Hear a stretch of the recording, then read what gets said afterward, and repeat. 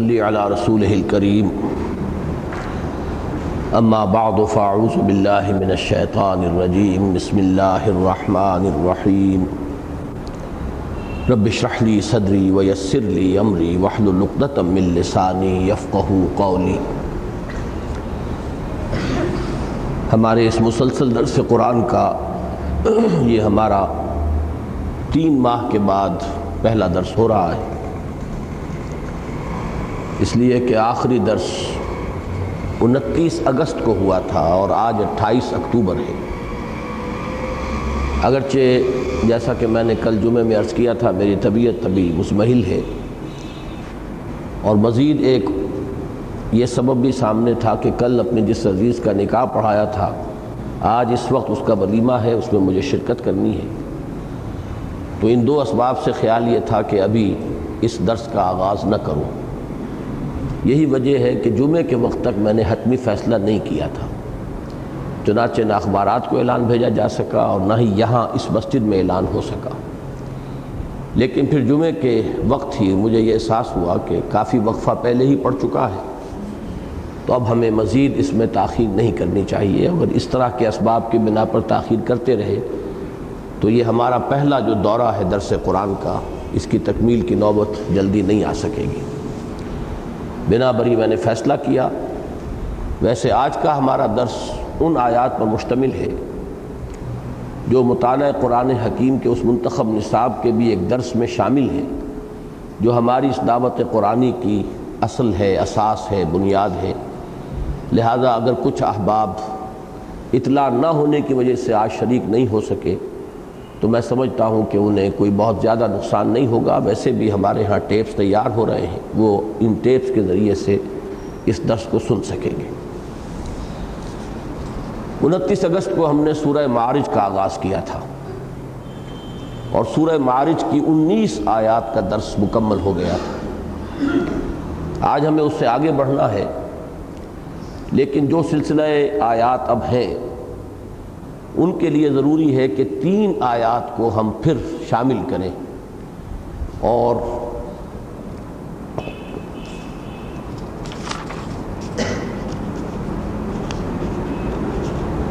یہ آیت نمبر 20 سے، بلکہ ہمارا درس جو ہے مکمل ہو چکا تھا آیت نمبر 23 تک، لیکن اب ہمیں آج آیت نمبر 20 سے دوبارہ شروع کرنا ہے، لہذا میں تلاوت کر رہا ہوں آیت نمبر 20 سے۔ اعوذ باللہ من الشیطان الرجیم بسم اللہ الرحمن الرحیم ان الانسان خلق ہلوعا اذا مسہ الشر جزوعا واذا مسہ الخیر منوعا الا المصلین الذین هم علی صلاتهم دائمون والذین فی اموالہم حق معلوم للسائل والمحروم والذین یصدقون بیوم الدین والذین هم من عذاب ربهم مشفقون ان عذاب ربهم غیر مأمون والذین هم لفروجهم حافظون إلا على أزواجهم أو ما ملكت أيمانهم فإنهم غير ملومين فمن ابتغى وراء ذلك فأولئك هم العادون والذين هم لأماناتهم وعهدهم راعون والذين هم بشهاداتهم قائمون والذین هم علی صلاتهم یحافظون اولئک فی جنات مکرمون۔ صدق اللہ العظیم۔ اللہم ربنا اجعلنا منہم، اللہم ربنا اجعلنا منہم، آمین یا رب العالمین۔ جیسا کہ ابھی میں نے عرض کیا، یہ آیات مطالعہ قرآن حکیم کے منتخب نصاب کے ایک درس میں بھی شامل ہے، اس لیے میں آج اسی کے حوالے سے اپنے درس کا آغاز کر رہا ہوں، بجائے اس کے کہ سورہ معارج کی جن آیات کا ہم مطالعہ کر چکے ہیں ان کے ساتھ اس کے سلسلہ مضمون کو جوڑوں۔ یہ کام میں انشاءاللہ تعالی جب تیسرا درس ہوگا جس پر کہ اس سورہ مبارکہ کی تکمیل ہوگی تو اس وقت میں اس کا اعادہ کروں گا۔ اس وقت اس درس کو سمجھیے اسی مطالعہ قرآن حکیم کے منتخب نصاب کے حوالے سے کہ اس نصاب میں اس کا مقام کیا ہے۔ ہمارا وہ منتخب نصاب آپ میں سے بہت سے حضرات کے علم میں ہے کہ 6 حصوں پر مشتمل ہے۔ پہلے اور آخری 2 حصوں میں یعنی پہلے اور چھٹے جو حصے ہیں ان میں جامع اسباق ہیں۔ مراد یہ ہے کہ ایسے مقامات کا انتخاب کیا گیا ہے جن میں قرآن مجید کے روح سے انسان کی کامیابی اور فلاح اور نجات کے جملہ لوازم جامعیت کے ساتھ مذکور ہیں۔ چنانچہ نقطہ آغاز سورۃ العصر ہے، والعصر ان الانسان لفی خسر الا الذین آمنوا وعملوا الصالحات وتواصوا بالحق وتواصوا بالصبر۔ یہ 3 آیات پر مشتمل سورہ مبارکہ قرآن مجید کی مختصر ترین صورتوں میں سے ہے، لیکن امام شافعی نے صحیح فرمایا ہے کہ یہ پورے قرآن مجید کے مضامین کا خلاصہ ہے۔ چنانچہ ان کے جو الفاظ ہیں وہ میں نے نقل کیے ہیں، جو میرا کتابچہ ہے راہ نجات سورۃ العصر کی روشنی میں، اس میں نے ان کے دونوں اقوال نقل کر دیے ہیں۔ ایک یہ کہ لو تدبر الناس هذه السورۃ لوسعتهم، اگر لوگ صرف اس صورت پر تدبر کریں، غور کریں تو یہ ان کے لیے کافی ہو جائے گی، یعنی ان کی ہدایت اور رہنمائی کے لیے۔ اور ایک اور قول ان کا مفتی محمد عبدہ نے نقل کیا ہے کہ لو لم ينزل من القرآن سواها لکفت الناس، اگر قرآن مجید میں صرف اس سورۃ العصر کے سوا کچھ اور نازل نہ ہوتا تو بھی لوگوں کے لیے کفایت کر جاتا۔ بہرحال اس میں نجات کے 4 لوازم بیان ہوئے، کامیابی کی 4 شرطیں، ایمان، عمل صالح، تواصی بالحق، تواصی بالصبر۔ اب ان 4 چیزوں ہی کے گرد ہمارا یہ پورا منتخب نصاب گھومتا ہے۔ پہلے حصے میں چند اسباق اور ہیں جن میں یہ 4 چیزیں بیان ہوئی ہیں، مختلف اسلوب ہے، مختلف مضمون ہے، مختلف سلسلہ سیاق و سباق میں بات آئی ہے، مختلف اصطلاحات ہیں، لیکن ہیں یہی 4 باتیں، ایمان، عمل صالح، تواصی بالحق، تواصی بالصبر۔ تو پہلا حصہ ایسے جامع اسباق پر مشتمل ہے جو متعدد اسباق ہیں۔ آخری حصہ پھر ایک جامع صورت پر، وہ سورہ حدید ہے۔ سورۃ العصر 3 آیات پر مشتمل ہے، سورہ حدید 29 آیات پر، یعنی سمجھیے کہ تقریباً 10 گنا۔ لیکن یہ ہے کہ وہ سورہ مبارکہ بھی قرآن مجید کی جامع ترین صورتوں میں سے۔ اب جو درمیان میں 4 حصے رہے ان میں سے ایک حصے میں ایمان کے مباحث ہیں۔ ایمان کے اجزاء ترکیبی کیا ہے، ایمان کن کن چیزوں کو ماننے کا نام ہے، ان میں منطقی ترتیب کیا ہے، ایمان کا سنتھسس کیا ہے، ایمان کیسے وجود میں آتا ہے، پھر یہ کہ خاص طور پر ایمان کے کیا نوازم ہیں، کیا نتائج ہیں، کیا ثمرات ہیں، اگر ایمان دل میں پیدا ہو جائے تو اس کا ظہور انسانی شخصیت کے اندر کن کن صورتوں میں ہوگا، اور پھر خاص طور پر ایمان بالآخرہ پر سورہ قیامہ۔ یہ متعدد اسباق ہیں کہ جو سورۃ العصر میں جو پہلی شرط بیان ہوئی ہے نجات کی، اس سے بحث کرتی ہیں، یعنی ایمان۔ اس کے بعد جو تیسرا حصہ ہے اس میں اب عمل صالح کی شرح ہے، اس لیے کہ یہ دوسری شرط لازم ہے نجات کی، ازرو سورۃ العصر الا الذین آمنوا وعملوا الصالحات۔ اب اس عمل صالح سے مراد کیا ہے، اس کو ہم نے کئی درجوں میں تقسیم کیا۔ سب سے پہلے انفرادی سیرت و کردار، قرآن مجید کا انسان مطلوب کیسا ہوتا ہے، اس میں کیا اوصاف ہونے چاہیے، اس کو بھی 2 حصوں میں، کہ اس انسان کی سیرت و کردار کی تعمیر کی اساسات کیا ہے، کن بنیادوں پر یہ عمارت کھڑی ہوتی ہے، اور نمبر 2 یہ کہ ایک پوری طرح تعمیر شدہ شخصیت جو ہے، اللہ کو جو پسندیدہ انسان ہے، عباد الرحمن، اللہ کے بندے، محبوب بندے، پسندیدہ بندے، تو جیسے ایک عمارت تعمیر ہو جاتی ہے تو پھر اس میں نقش و نگار ہوتے ہیں، آرکیٹیکچرل بیوٹی کا اہتمام کیا جاتا ہے، تو ایک پوری طرح فنشڈ اور تیار مکمل انسانی شخصیت جو اللہ کو پسند ہے، اس کے خد و خال کیا ہے۔ تو انفرادی سیرت کو بھی 2 حصوں میں اس میں لیا گیا۔ پھر یہ کہ اجتماعیت کی طرف پہلا قدم ہے خاندان، تو مسلمانوں کی عائلی زندگی کیسی ہونی چاہیے، اس کے بعد خاندانوں سے مل کر معاشرہ وجود میں آتا ہے، تو اسلام کن معاشرتی محاسن اور خوبیوں کو رواج دینا چاہتا ہے، اور وہ سوشل ایونز کا کیا تصور ہے اسلام کے نزدیک جنہیں وہ ختم کرنا چاہتا ہے۔ اس سے آگے بڑھ کر ریاست، مملکت، حکومت، ملت کے مسائل،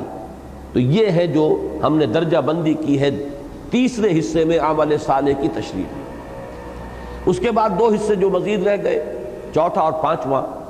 تو اس میں سے چوتھے حصے میں تواصی بالحق کے ضمن میں مزید مضامین،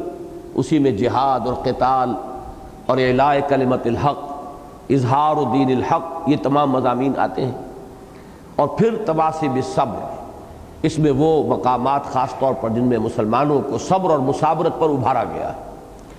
تو اس طرح یہ منتخب نصاب یوں کہا جا سکتا ہے کہ سورۃ العصر ہی کی شرح پر مشتمل ہے۔ اس میں جو بات میں نے عرض کی کہ درمیان میں جو تیسرا حصہ ہے، اس کا جو پہلا سبق ہے کہ انسانی شخصیت اور سیرت و کردار کی تعمیر کی اساسات کیا ہیں، بنیادیں کیا ہیں، فاؤنڈیشنز کون سی ہیں جن پر کہ وہ سیرت تعمیر ہوگی جو اللہ کو مطلوب ہے، پسند ہے۔ یعنی اسلام کا یا قرآن کا انسان مطلوب اس شخصیت کی تعمیر کی بنیادیں کیا ہیں۔ یہ جو ہمارا سبق ہے اس میں 2 مقامات قرآن مجید کے شامل ہیں۔ ایک سورہ مومنون کی ابتدائی 11 آیات، 1 تا 11۔ میں نے آج مغرب میں پہلی رکعت میں وہی سورہ مومنون کی 18ویں پارے کی، چونکہ سورہ مومنون ہی سے 18واں پارہ شروع ہو رہا ہے، تو چاہے آپ 18ویں پارے کی پہلی 11 آیتیں کہہ لیں اور چاہے سورہ مومنون کی پہلی 11 آیات کہہ لیں، بات ایک ہی ہے۔ ان میں وہ اساسات جو ہے تعمیر شخصیت کے لیے، اسلامی سیرت کی تعمیر کے لیے، وہ سورہ مومنون میں آئیں۔ اور دوسرا مقام یہ ہے سورہ معارج۔ اس میں یہ آیات ذرا قدر زیادہ ہے تعداد کے اعتبار سے، لیکن مجرد تلاوت سے ظاہر ہو جاتا ہے کہ ان میں بڑی مشابہت ہے، مضامین بہت ایک دوسرے سے مناسبت رکھنے والے، مشابہت رکھنے والے ہیں۔ اور یہ در حقیقت ایک بہت نمایاں مثال ہے اس بات کی کہ القرآن یفسر بعضہ بعضا، قرآن مجید کا ایک حصہ دوسرے حصے کی تشریح کرتا ہے۔ قرآن مجید خود اپنا تعارف کراتا ہے ایک مقام پر، کتابا متشابہا مثانیہ، یہ ایک ایسی کتاب ہے جس کے مضامین ملتے جلتے ہیں اور بار بار دہرا کر آتے ہیں۔ تو بہت سے مضامین ہیں جن کی میں اس وقت نہیں چاہتا کہ نشاندہی کروں اور گنتی کروں کہ وہ مضامین، اور میں نے بلکہ اصول کئی مرتبہ بیان کیا ہے کہ اہم مضامین قرآن مجید میں کم سے کم 2 جگہ ضرور ملیں گے، اور اس کی ایک نمایاں مثال یہ بھی ہے۔ تو چونکہ یہ درس ہمارا منتخب نصاب کا ایک درس لازم ہے، اس کا ایک جزو لا ینفک ہے، لہذا اس پر میرے دروس کے کیسٹس موجود ہیں، مختصر بھی ہیں، بہت مطول بھی ہیں، بہت طویل دروس بھی ہیں، اور میں یہ سمجھتا ہوں کہ جو حضرات یہاں شریک ہیں ان میں سے اکثر نے ان دروس کی سماعت کی ہوگی، لہذا آج مجھے اس رنگ میں درس نہیں دینا ہے کہ ایک ایک حرف لفظ کی میں وضاحت کروں اور شرح کروں اور اس کی لغت پر اور اس پر بحث کروں، بلکہ میں نے آج کے لیے یہ طے کیا ہے کہ یہ جو 2 مقامات ہیں، سورہ مومنون کی پہلی 11 آیات اور سورہ معارج کی یہ آیات جو اس وقت ہم نے پڑھی ہیں، ان کا تقابلی مطالعہ ہو جائے تاکہ یہ مضامین اور زیادہ نکھر کر ہمارے سامنے آ جائے کہ قرآن مجید تعمیر شخصیت، تعمیر سیرت، تعمیر کردار، یا اب ایک لفظ میں استعمال کر رہا ہوں علامہ اقبال کے فلسفے کا، تعمیر خودی، اپنی خودی کی تعمیر کے لیے وہ کون سی اساسات ہیں، کون سی بنیادیں ہیں جو فراہم کرتا ہے۔ ان میں سے کوئی اساس، کوئی بنیاد بھی کمزور رہ گئی تو اسلام کے نقطہ نگاہ سے وہ شخصیت کمزور رہ جائے گی، اس کی تعمیر میں ایک خلا رہ جائے گا۔ جیسے کہا گیا ہے اس مصرعے کے اندر، میری تعمیر میں مضمر تھی ایک صورت خرابی کی، وہ خلا جو ہے وہ در حقیقت اس کی شخصیت کے اندر رہے گا، اور پھر وہ کسی نہ کسی مرحلے پر آ کر اس کے اثرات ظاہر ہوں گے، اور ہو سکتا ہے کہ انسان کی عمر بھر کی کرائی محنت کے اوپر اس ایک خلا کی وجہ سے پانی پھر جائے، اور اسی کا نام قرآن مجید کی اصطلاح میں حبط اعمال ہے۔ اولئک حبطت اعمالہم فی الدنیا والآخرہ، اعمال ہیں، محنتیں کی ہیں، بہت کچھ مشقتیں کی ہیں، بھاگ دوڑ کی ہے، لیکن کہیں کوئی ایسا خلا ہے، کہیں کوئی ایسی کمی رہ گئی ہے کہ کسی موقع پر آ کر اس خلا کا ظہور ہوا، اور اس کے نتیجے میں وہ ساری کی کرائی جو ہے محنت ضائع ہو گئی، اس کا کوئی انسان کے لیے اجر نہ رہا، نہ دنیا میں نہ آخرت میں۔ اولئک حبطت اعمالہم فی الدنیا والآخرہ، دنیا میں بھی پھر نتائج نہیں نکلتے اور آخرت میں اس کا کوئی اجر و ثواب نہیں ملے گا۔ تو یہ مضمون بہت اہم ہے کہ ہم میں سے ہر شخص جو ہے ان کا مطالعہ اب آج جس انداز میں ہم کر رہے ہیں تقابلی مطالعہ، تاکہ اور نکھر کر باتیں آ جائیں، تو اس میں سے ہمیں سامنے یہ رکھنا ہوگا کہ خود اپنے گریبانوں میں جھانکتے ہوئے کہ ان میں سے کس کس پہلو سے ہماری شخصیت میں کمی ہے یا ہم نے اس پر ابھی کما حقہ توجہ نہیں دی ہے، اس اعتبار سے ہمیں ان آیات کا آج مطالعہ کرنا ہے۔ اب ذرا وہ دوسرا یہاں پر لگا دیا جائے جس میں میں نے ایک چارٹ تیار کروایا ہے آج کے اس سبق کے لیے، جس میں ان دونوں مقامات کی جو آیات ایک دوسرے سے مشابہ ہیں ان کو ایک اس چارٹ کی صورت میں آپ کے سامنے رکھ دیا ہے تاکہ تقابل فوری طور پر ہو سکے۔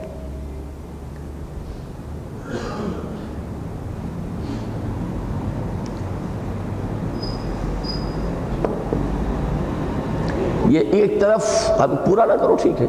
ایک طرف یہ داہنی طرف یہ سورہ مومنون کی آیات چل رہی ہیں اوپر سے سلسلے وار، اور بائیں خانے میں سورہ معارج کی آیات جن کی ابھی تلاوت کی گئی ہے وہ چل رہی ہیں۔ درمیان میں کہیں کہیں خلا اس لیے ہے کہ وہ مضمون ایک جگہ پر ہے دوسری جگہ پر نہیں ہے، اس کو خلا کی شکل میں دیا گیا ہے، اگرچہ اس میں بھی ایک بہت اہم نقطہ ہے جو سامنے آئے گا، اور وہ در حقیقت ایک بہت اہم مثال ہوگی اس کی کہ القرآن یفسر بعضہ بعضا، قرآن مجید کا ایک حصہ دوسرے حصے کی شرح کرتا ہے۔ اب سب سے پہلے دیکھیے جس مقام پر کہ سورہ مومنون میں لفظ آیا ہے قد افلح، جس کا ترجمہ ہم کرتے ہیں کامیاب ہو گئے،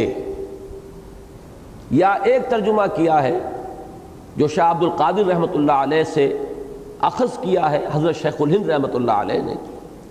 کام نکال لے گئے، یا اسی کے اندر تھوڑی سی مزید امپرومنٹ کی ہے مولانا شبیر العثمانی نے، کام نکال لیا اہل ایمان نے۔ اس کے مقابلے میں جو آیات اس درس کی ہیں وہ ذرا اب ان پر توجہ کیجئے۔ ان الانسان خلق ہلوعا، یقیناً انسان بڑا تھڑ دلا پیدا کیا گیا ہے۔ ان آیات پر بحث پچھلے درس میں ہو چکی ہے، لیکن اس وقت مجھے تازہ کرنا پڑے گا اس کو، اس لیے کہ اب یہ ہمارے آج کے درس کا انٹیگرل پارٹ ہے، جزو لا ینفک ہے۔ یقیناً انسان بڑا تھڑ دلا پیدا کیا گیا۔ ہلوعا کی اہل لغت جو شرح کرتے ہیں کہ وہ شخص، یہ کیا ہے کہ جو شخص کے نالا و شیون فریاد اس میں بہت ہی جزا و فضا کرے، بہت ہی زیادہ بے صبری کا اظہار کرے، یہ در حقیقت بالمقابل ہے صبر اور تحمل کے۔ تکلیف آئی ہے جھیلیے، برداشت، یہ تحمل، حمل سے یہ باب تفاعل بنا ہے، اپنے اوپر بوجھ لینا، یہ نہیں کہ ذرا تکلیف آئی ہے تو جزا فضا اور شور ہنگامہ اور نالا اور فریاد اور جو بھی بین ہو رہا ہے، تو وہ کیفیت جو ہے وہ ہے حلوع، تھڑ دلا۔ اور وہ شخص کہ جو جھیلتا ہے، برداشت کرتا ہے، جس کا ظرف جو ہے وہ وسیع ہے، متحمل مزاج انسان ہے، فوراً ریئیکٹ نہیں کرتا ہے، کسی نے گالی دی ہے تو جواباً گالی نہیں دیتا، جھیلتا ہے، برداشت کرتا ہے، کوئی قدم اٹھاتا بھی ہے تو سوچ سمجھ کر اٹھاتا ہے، اس کے بالمقابل ہے حلوع۔ ان الانسان الافحاش فی الجزع، فحش انداز میں، فحش سے مراد وہ فحش نہیں ہے جو ہمارے ہاں لفظ فحاشی کا مفہوم ہے، نہیں، کھلم کھلا انسان جب فریاد اور نالا اور شیون پر اتر آئے تو وہ ہے حلوع۔ ان الانسان خلق ہلوعا، یقیناً انسان پیدا کیا ہے گیا ہے تھڑ دلا، کم ہمتا، بے صبرا۔ اس کی شرح قرآن خود کر رہا ہے، مراد اس سے کیا ہے؟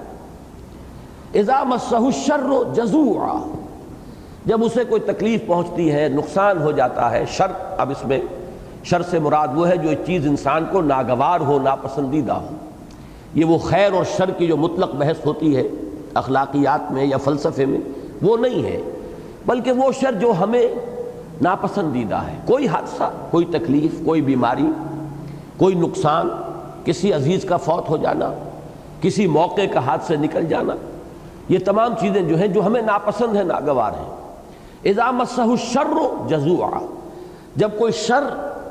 اسے مس کرتا ہے، یعنی لاحق ہوتا ہے اسے، تو وہ جزا فضا کرتا ہے، فریاد نالہ اور شیون پر اتر آتا ہے۔ وَإِذَا مَسَّهُ الْخَيْرُ مَنُوعًا، اور جب اسے کوئی خیر پہنچتا ہے، خیر میں مال بھی ہے، قرآن مجید مال کو بھی خیر کہتا ہے، وَإِنَّهُ لِحُبِّ الْخَيْرِ لَشَدِيدٌ، انسان مال کی محبت میں بہت ہی شدید ہے۔ مال مل گیا، عزت مل گئی، یہ بھی خیر سمجھتا ہے، جو بھی دنیا کا تصور خیر کا ہے۔ تو کیا کرتا ہے؟ منوع، اب اس کو روک روک کر رکھتا ہے، دوسروں تک اس کا کوئی اثر نہ پہنچ جائے۔ اگر مال ملا ہے تو اپنے ہی وہ کھتے بھرے گا اور اپنے ہی جو بھی مال جمع کرنے کی کوشش کرے گا، نہ یہ کہ اس سے دوسروں کو فیض پہنچے، غرباء کو، یتامہ کو، مساکین کو اس کے ذریعے سے ان کی حاجت براری کرے، حاجت پوری کرے۔ تو یہ گویا کہ شرح ہو گئی، ان الانسان خلق ہلوعا، اس کی شرح اذا مسہ الشر جزوعا واذا مسہ الخیر منوعا الا المصلین۔ اب یہاں سے معاملہ چلا کہ انسان اپنی خلقت کے اعتبار سے، اپنی سرشت کے اعتبار سے، اپنی جبلت کے اعتبار سے، اپنی طبیعت کے اعتبار سے ہلوع پیدا کیا گیا ہے۔ اب اپنی اس کمی کو پورا کرنے کے لیے اسے ایک ریاضت کرنی پڑے گی، ایک مشقت جھیلنی ہوگی، اپنی تعمیر سیرت کے لیے ایک پروگرام پر عمل پیرا ہونا ہوگا۔ وہ پروگرام ہے کہ جو ان آیات میں دیا جا رہا ہے۔ یہاں ایک مسئلہ جو بہت اہم ہے قرآن کے فلسفے کے اعتبار سے، اور اس پر مجھے اچھی طرح یاد ہے کہ میں تفصیلی بحث کر چکا ہوں، وہ یہ ہے کہ جو حضرات انسان کا جو روحانی وجود ہے اس کے جداگانہ تشخص کو نہیں مانتے، ان کے لیے ایک بہت بڑا سوالیہ نشان ہے کہ قرآن مجید میں تو تضاد ہے۔ ایک طرف قرآن کہتا ہے کہ ہم نے انسان کو بہترین تقویم پر پیدا کیا، لقد خلقنا الانسان فی احسن تقویم، کس قدر دعویٰ ہے، بڑا مؤکد دعویٰ ہے، لقد خلقنا الانسان فی احسن تقویم، لام بھی آتا ہے تاکید کے لیے، اور فعل ماضی پر قد کا اضافہ یہ بھی تاکید کا فائدہ دے رہا ہے۔ پھر اس سے پہلے قسمیں کھائی گئی ہیں، والتین والزیتون وطور سینین وہذا البلد الامین لقد خلقنا الانسان فی احسن تقویم۔ ایک طرف دعویٰ یہ ہے، یہ بھی فرمایا گیا سورہ صاد میں کہ ہم نے انسان کو اپنے دونوں ہاتھوں سے پیدا کیا، میں نے تو اس کو اپنے دونوں ہاتھوں سے بنایا، خلقتہ بیدی، میں نے اپنے دونوں ہاتھوں سے اسے بنایا۔ اسی طریقے سے سورہ بنی اسرائیل میں وَلَقَدْ كَرَّمْنَا بَنِي آدَمَ وَحَمَلْنَاهُمْ فِي الْبَرِّ وَالْبَحْرِ وَرَزَقْنَاهُمْ مِنَ الطَّيِّبَاتِ وَفَضَّلْنَاهُمْ عَلَى كَثِيرٍ مِّمَّنْ خَلَقْنَا تَفْضِيلًا۔ اسی طرح سورہ بقرہ کا اہم فلسفیانہ موضوع ہے کہ انسان کو خلافت عرضی دی گئی ہے، اور انسان کے سامنے فرشتوں کو جھکوایا گیا، حضرت آدم کے سامنے۔ اب ایک طرف تو انسان کی یہ عظمت ہے جو سامنے آتی ہے، قرآن مجید ہی کے مقامات ہیں جن کا حوالہ دے رہا ہوں، دوسری طرف ایک تضاد کی حیثیت سے، ظاہری تضاد، وہ تضاد کی حیثیت سے بات آ رہی ہے۔ مثلاً یہ آیت مبارکہ ان الانسان خلق ہلوعا، تو تھردلا پیدا کیا گیا۔ کہیں فرمایا گیا ان الانسان خلق ضعیفا، انسان کمزور پیدا کیا گیا ہے۔ کہیں فرمایا گیا لم نجد لہ عزما وَلَقَدْ عَهِدْنَا إِلَىٰ آدَمَ مِن قَبْلُ فَنَسِيَ وَلَمْ نَجِدْ لَهُ عَزْمًا، ہم نے آدم سے بھی ایک عہد لیا تھا پہلے، وہی جس کا ذکر سورہ بقرہ میں بھی ہے اور سورہ اعراف میں بھی ہے، سورہ طٰہٰ میں بھی ہے، کہ ایک وعدہ لیا تھا کہ اس درخت کے قریب مت پھٹکنا، لیکن بھول گئے، خطا ہو گئی، اللہ تعالیٰ کے حکم کو توڑ دیا۔ فَلَمْ نَجِدْ لَهُ عَزْمًا، اس میں اللہ نے، ہم نے نہیں دیکھی کوئی ارادے کی پختگی، عزم اور ہمت۔ اسی طریقے سورہ احزاب میں فرمایا انہو کان ظلوما جہولا، یہ انسان تو ظلوم بھی ہے، جہول بھی ہے۔ اب میں نے یہ چار مقامات آپ کے سامنے رکھ دیے جو بظاہر ایک دوسرے کی ضد ہیں، متضاد ہیں، ایک دوسرے کی نفی کر رہے ہیں، اور یہ ایک سلسلہ ہے، ایک سوال ہے بہت بڑا، ایک لمحہ فکریہ ہے، بلکہ ایک سوالیہ نشان ہے ان لوگوں کے لیے جو اس حقیقت کو تسلیم نہیں کرتے کہ انسان کا وجود ایک مرکب وجود ہے۔ ہمارے سامنے چونکہ یہ حقیقت الحمدللہ ثم الحمدللہ اس کے فضل و کرم سے بالکل مبرہن ہے، واضح ہے، روشن ہے، ہمیں اس میں کسی شک و شبے کی گنجائش نظر نہیں آتی کہ انسان کا وجود مرکب ہے، دو وجودوں سے مل کر بنا ہے۔ اس کا ایک وجود حیوانی وجود ہے، اور وہ اپنی اصل کے اعتبار سے بھی بہت پست ہے، وہ مٹی سے بنایا گیا ہے۔ وہ یوں سمجھیے کہ وہ حیوانوں میں بھی ایک بہت ہی کمزور حیوان ہے،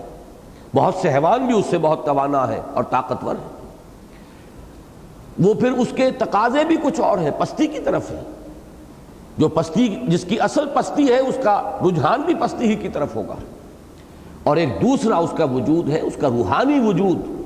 مکمل وجود ہے، انڈیپینڈنٹ وجود ہے اپنے اس حیوانی وجود سے۔ اور یہ ہے اصل میں، اس کی اصل بھی بلند ہے۔ یہ تو در حقیقت فرشتوں کا ہمسر نہیں، فرشتوں سے بالا تر ہے۔ اس کا ایک تعلق خصوصی اللہ تعالیٰ کی ذات کے ساتھ ہے۔ وَنَفَخْتُ فِيهِ مِن رُوحِي، یہ روحانی وجود ہے انسان کا، اور یہ علوی الاصل ہے، عالم بالا سے اس کا تعلق ہے۔ اس کے تقاضے اور رجحانات بھی بلندی کی طرف ہے، یہ اونچائی کی طرف اپنا رجحان رکھتا ہے۔ یہ دو وجود ہیں انسان کے اندر، ایک اس کا حیوانی وجود، ایک اس کا روحانی وجود۔ حیوانی وجود کے اعتبار سے یہ تھوڑ دلا بھی ہے، ان الانسان خلق ہلوعا، یہ کمزور بھی ہے، ان الانسان خلق ضعیفا، یہ ظلوم اور جہول بھی ہے، اور اس کے بارے میں لم نجد لہ عزما بالکل درست ہوگا۔ لیکن اس روحانی وجود کے اعتبار سے اشرف المخلوقات بھی ہے، یہی ہے کہ جو مسجود ملائک بھی ہے، یہی ہے کہ جس کے بارے میں فرمایا گیا کہ خلقتہ بیدی، میں نے اپنے دونوں ہاتھوں سے بنایا۔ البتہ جب ان دونوں چیزوں کو ملا دیا گیا ہے تو جن لوگوں کا وہ روحانی وجود عدم توجہی کا شکار ہو گیا، ان کی ادھر توجہ ہی نہیں، ادھر ان کا میلان ہی نہیں، اس کی طرف ان کی کوئی توجہ نہیں، تو وہ کمزور پڑتا چلا جاتا ہے اور حیوانی وجود غالب آ جاتا ہے،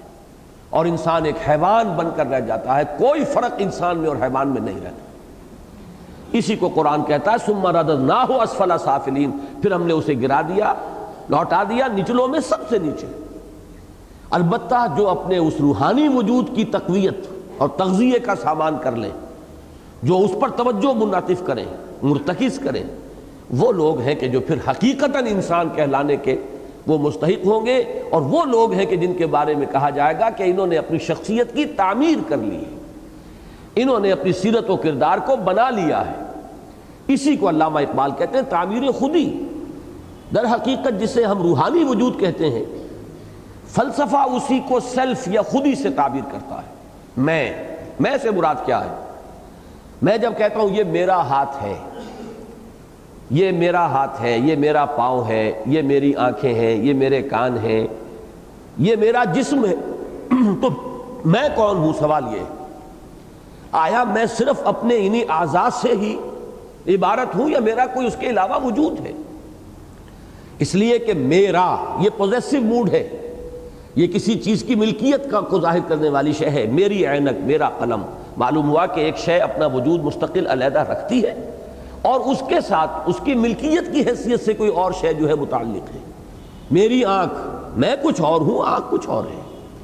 یہ میری آنکھ ہے، میں اسے پوزیس کرتا ہوں، یہ میری ملکیت ہے، یہ اللہ کی امانت ہے میرے پاس، لیکن یہ کہ یہ میں نہیں ہوں،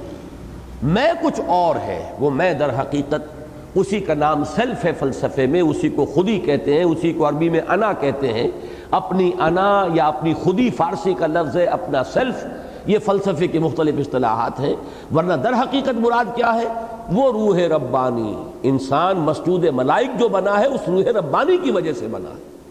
حیوان انسان مسجود ملائک نہیں بن سکتا تھا۔ فَإِذَا نَفَخْتُ فِيهِ فَإِذَا سَوَّيْتُهُ وَنَفَخْتُ فِيهِ مِن رُوحِي فَقَعُوا لَهُ سَاجِدِينَ، جب میں اس کو پوری طرح سنوار لوں، بنا لوں، درست کر دوں،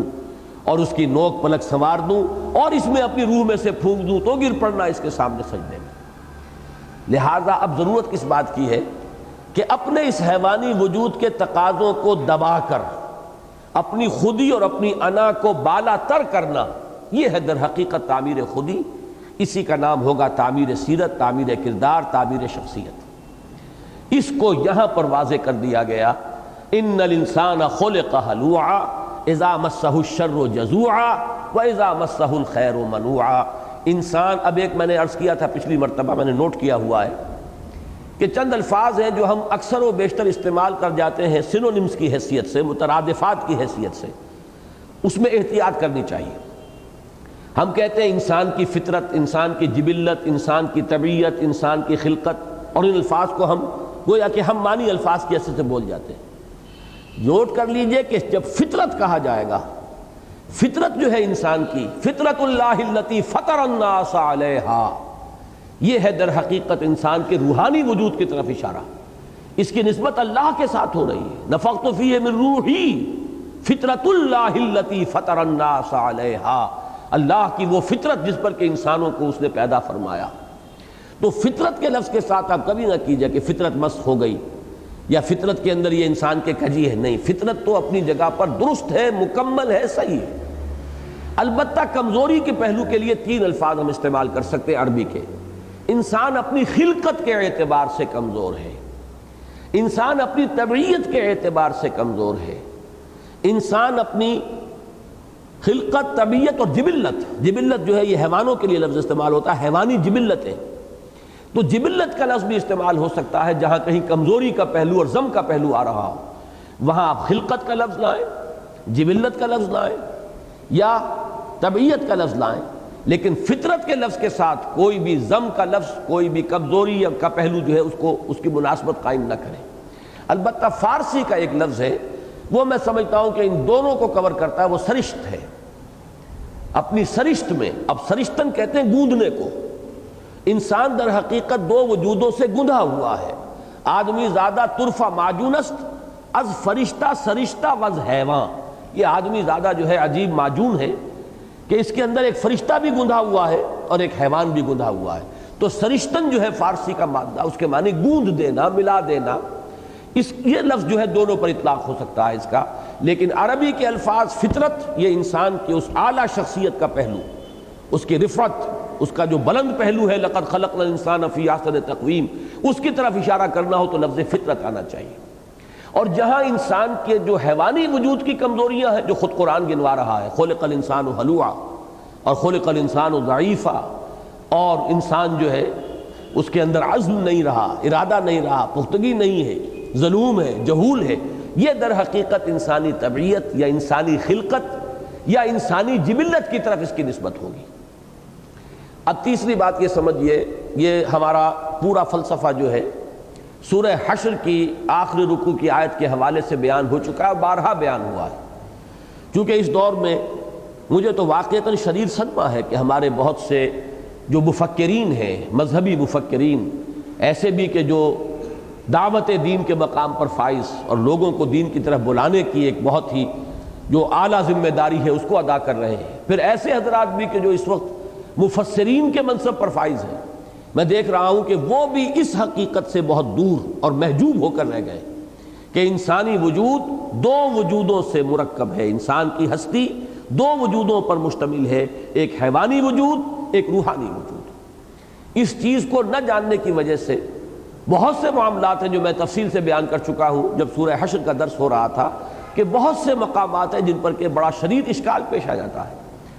اور اس میں نے آپ سے عرض کیا تھا کہ علامہ اقبال نے اپنے اس فلسفہ خودی کے لیے سورہ حشر کے آخری رکوع کی اس آیت کا حوالہ دیا جو فرمایا گیا وَلَا تَكُونُوا كَالَّذِينَ نَسُوا اللَّهَ فَأَنسَاهُمْ أَنفُسَهُمْ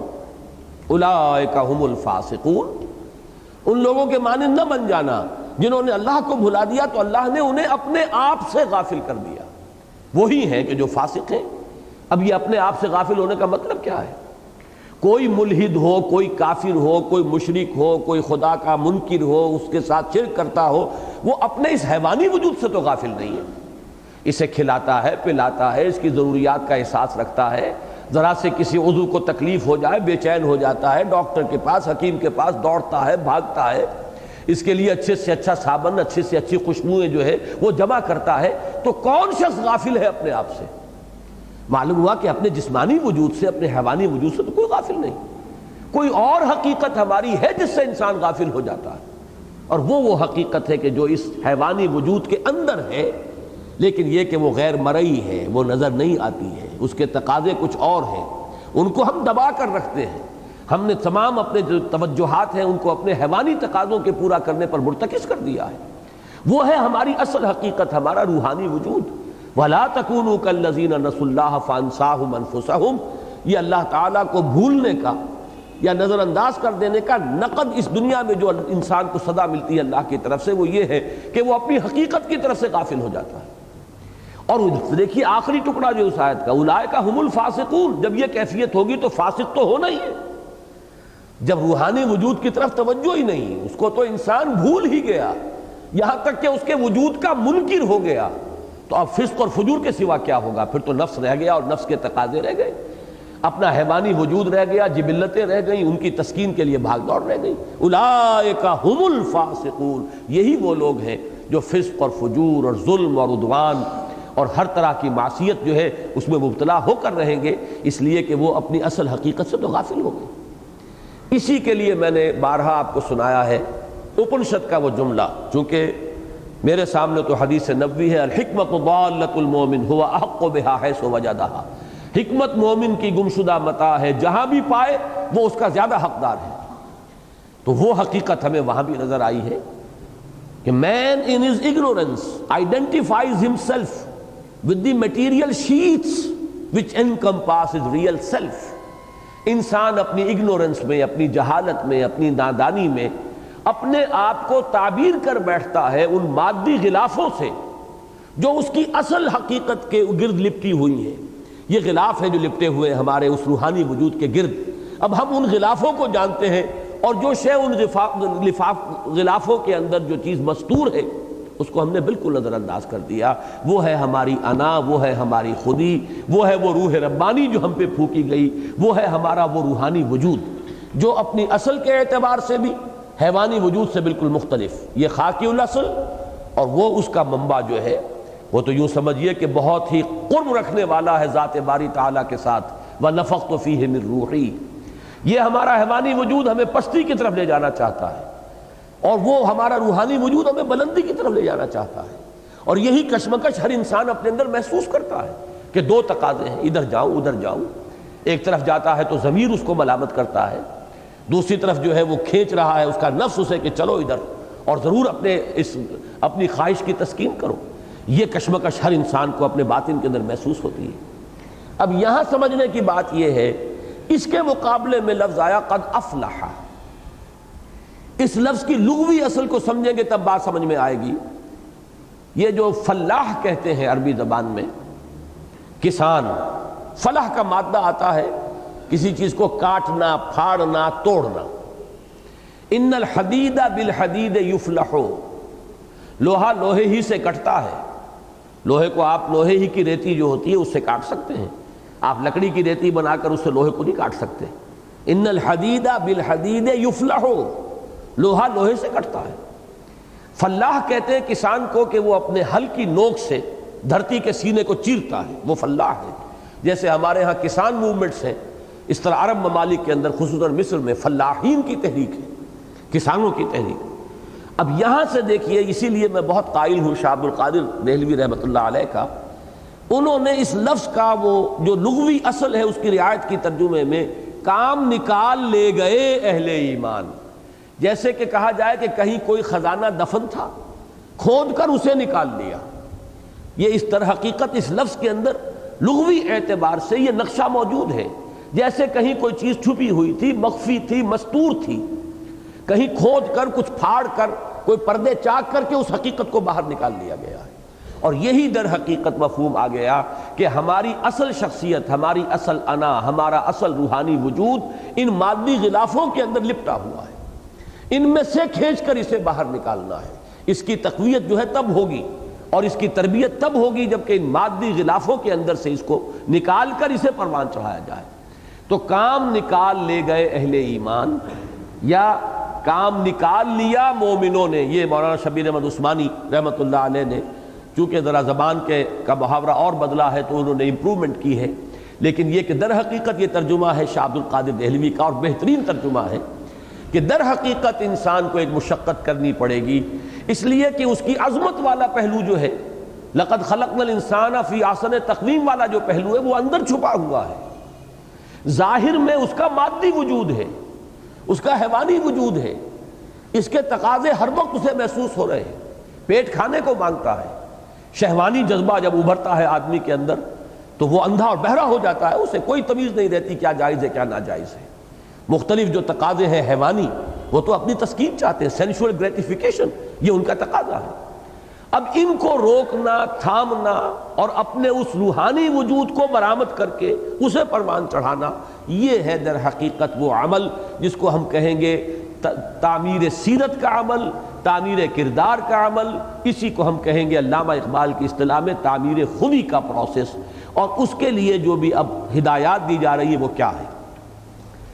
قد افلح المومنون، میں نے اس کو بریک اپ کر دیا ہے دو حصوں میں، اس لیے کہ دوسری طرف جو مضمون آ رہا ہے آج کے درس میں، ان الانسان خلق ہلوعا اذا مسہ الشر جزوعا واذا مسہ الخیر منوعا الا المصلین۔ معلوم یہ ہوا کہ یہاں پہ مومنون کے تقابل کے ساتھ لفظ مسلین آ رہا ہے۔ اس سے آپ کے سامنے اہمیت آئے گی، آگے چل کر وہ مزید اجاگر ہو جائے گی وہ حقیقت کہ تعمیر سیرت کے اس پروگرام میں، تعمیر خودی کے اس پروگرام میں سب سے اہم شے ہے نماز۔ چنانچہ دونوں مقامات پر آغاز میں بھی نماز کا ذکر ہے، اختتام پر بھی نماز کا ذکر ہے۔ الذین هم فی صلاتہم خاشعون، الذین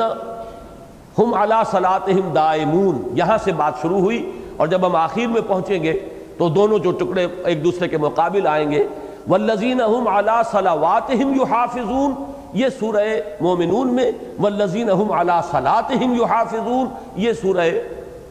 معارج میں۔ معلوم ہوا اول بھی نماز، آخر بھی نماز۔ لیکن اس سے بھی اہم تر نقطہ یہ ہے کہ گویا کہ یہاں پر الا المصلین اس کو لایا گیا ہے المومنون کے مقابلے میں، گویا کہ مومن اور نمازی یہ مترادف الفاظ ہیں۔ نماز کی اہمیت اس دین میں اس درجے ہے کہ مومن کو نمازی کہہ دیا جائے تو گویا کہ وہ پوری حقیقت جو ہے اس کی، وہ تعبیر اس کی ہو جائے گی، یہ مکمل نمائندگی کرے گی اس کی شخصیت کی کہ وہ شخص جو نمازی ہے۔ الا المصلین، نماز ادا کرنے والے، نماز پڑھنے والے۔ تو معلوم یہ ہوا کہ تعمیر سیرت کے اس پروگرام میں جو قرآن ہمیں دے رہا ہے، دوسرے فلسفے اور ہوں گے، اپنے اپنے نظریات ہیں، تعبیر سیرت کے لیے اپنے اپنے پروگرام ہیں۔ قرآن جو پروگرام دے رہا ہے اس میں اولاً تو یہ محسوس ہوتا ہے کہ اس پورے پروگرام کا احاطہ کرتی ہے نماز، آغاز بھی نماز، اختتام بھی نماز۔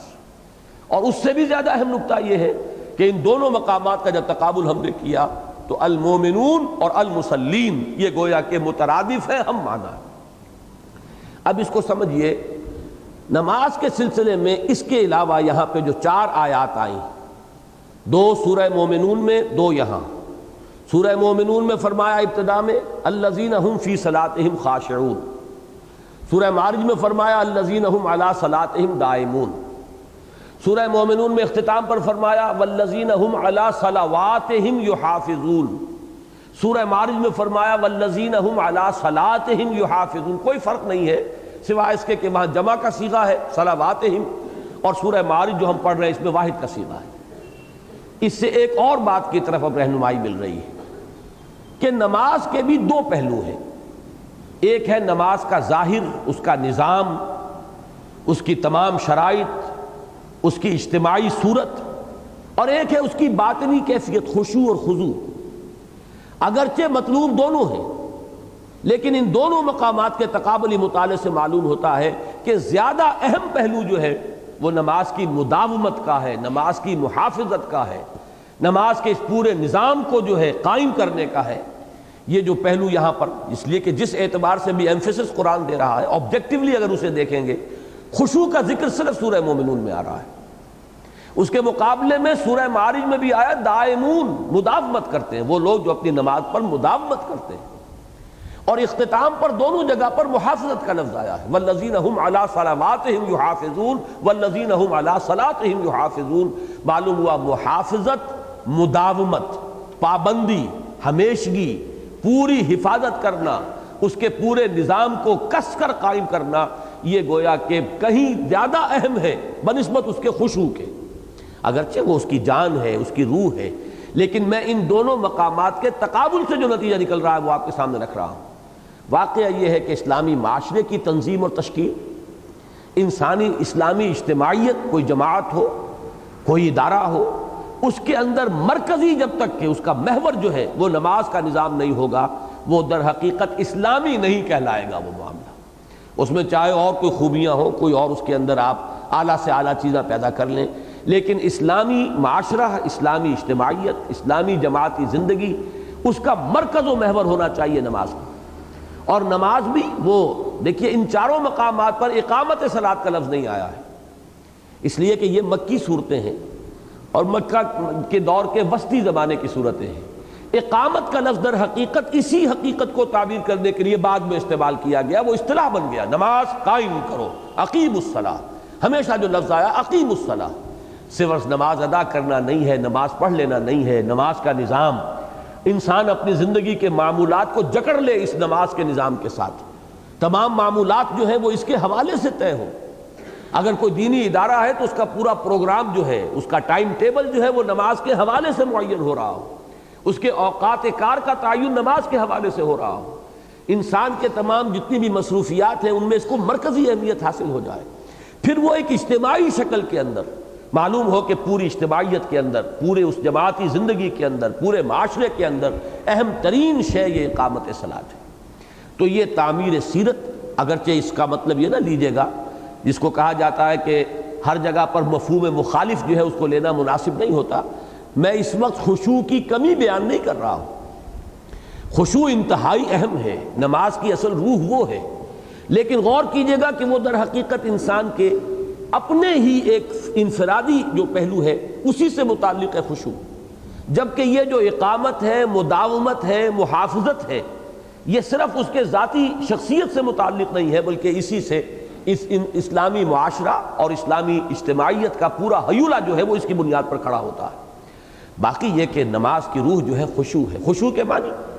جھکاؤ، خاشعین جو جھکے ہوئے ہیں، جن کے دل جھکے ہوئے ہیں۔ نماز میں چونکہ آپ کو معلوم ہے کہ تدریجاً انسان کے اندر جھکاؤ بڑھتا ہے۔ سورہ حج کی جو آخری آیت ہے، یا ایھا الذین آمنوا ارکعوا واسجدوا واعبدوا ربکم، اہل ایمان رکوع کرو پھر سجدہ کرو، یہ گویا کہ تدریجاً جھک رہا ہے انسان، پہلے کھڑا ہے تو کھڑے ہوئے بھی قنوت جسے کہتے ہیں اس کے اندر جھکاؤ کی ایک کیفیت ہوتی ہے، سینہ تان کر یوں کھڑا ہونا جو ہے، یہ ہمارے بعض اہل حدیث حضرات نے جو غلو کیا ہے بعض چیزوں کے اندر، نتیجہ یہ نکلتا ہے یہاں ہاتھ باندھنے کے لیے وہ پھر اس طرح سے اکڑنا پڑتا ہے، انہیں کہ معلوم ہوتا ہے جھکاؤ کی کیفیت نہیں ہو سکتی، حالانکہ اس کی اصل روح جو ہے اس کا جھکاؤ، یہاں باندھے ہاتھ، تب بھی یہ کہ یہ تو ایک مسئلہ ہو گیا مسلک کا، لیکن کیفیت جھکاؤ کی نظر آئے، یہ نہ ہو کہ اس طریقے سے وہ جو سینہ باہر کو نکلا ہوا ہے اور تنے ہوئے کھڑے ہیں، بلکہ قنوت کے اندر بھی ایک طرح کا جھکاؤ ہوگا۔ اس کے بعد مزید جھکیں گے، یہ رکوع ہے، پھر مزید جھکیں گے، گویا کہ جھکنے کا عمل انتہا کو پہنچ گیا سجدے میں۔ اسی لیے فرمایا گیا ہے کہ اقرب ما یکون العبد الی اللہ فی السجود، قریب ترین جو بندہ ہوتا ہے اپنے رب سے وہ سجدے میں ہوتا ہے۔ لیکن یہ کہ یہ ہے جھکاؤ ظاہری، جسم کا جھکاؤ، چاہے قنوت میں ہے، چاہے رکوع میں ہے، چاہے سجود میں ہے، لیکن یہ کہ اصل مطلوب کیا ہے کہ دل بھی جھکا ہوا ہو، آپ کا پورا باطنی وجود جھکا ہوا ہو، آپ کی پوری شخصیت جھک رہی ہو،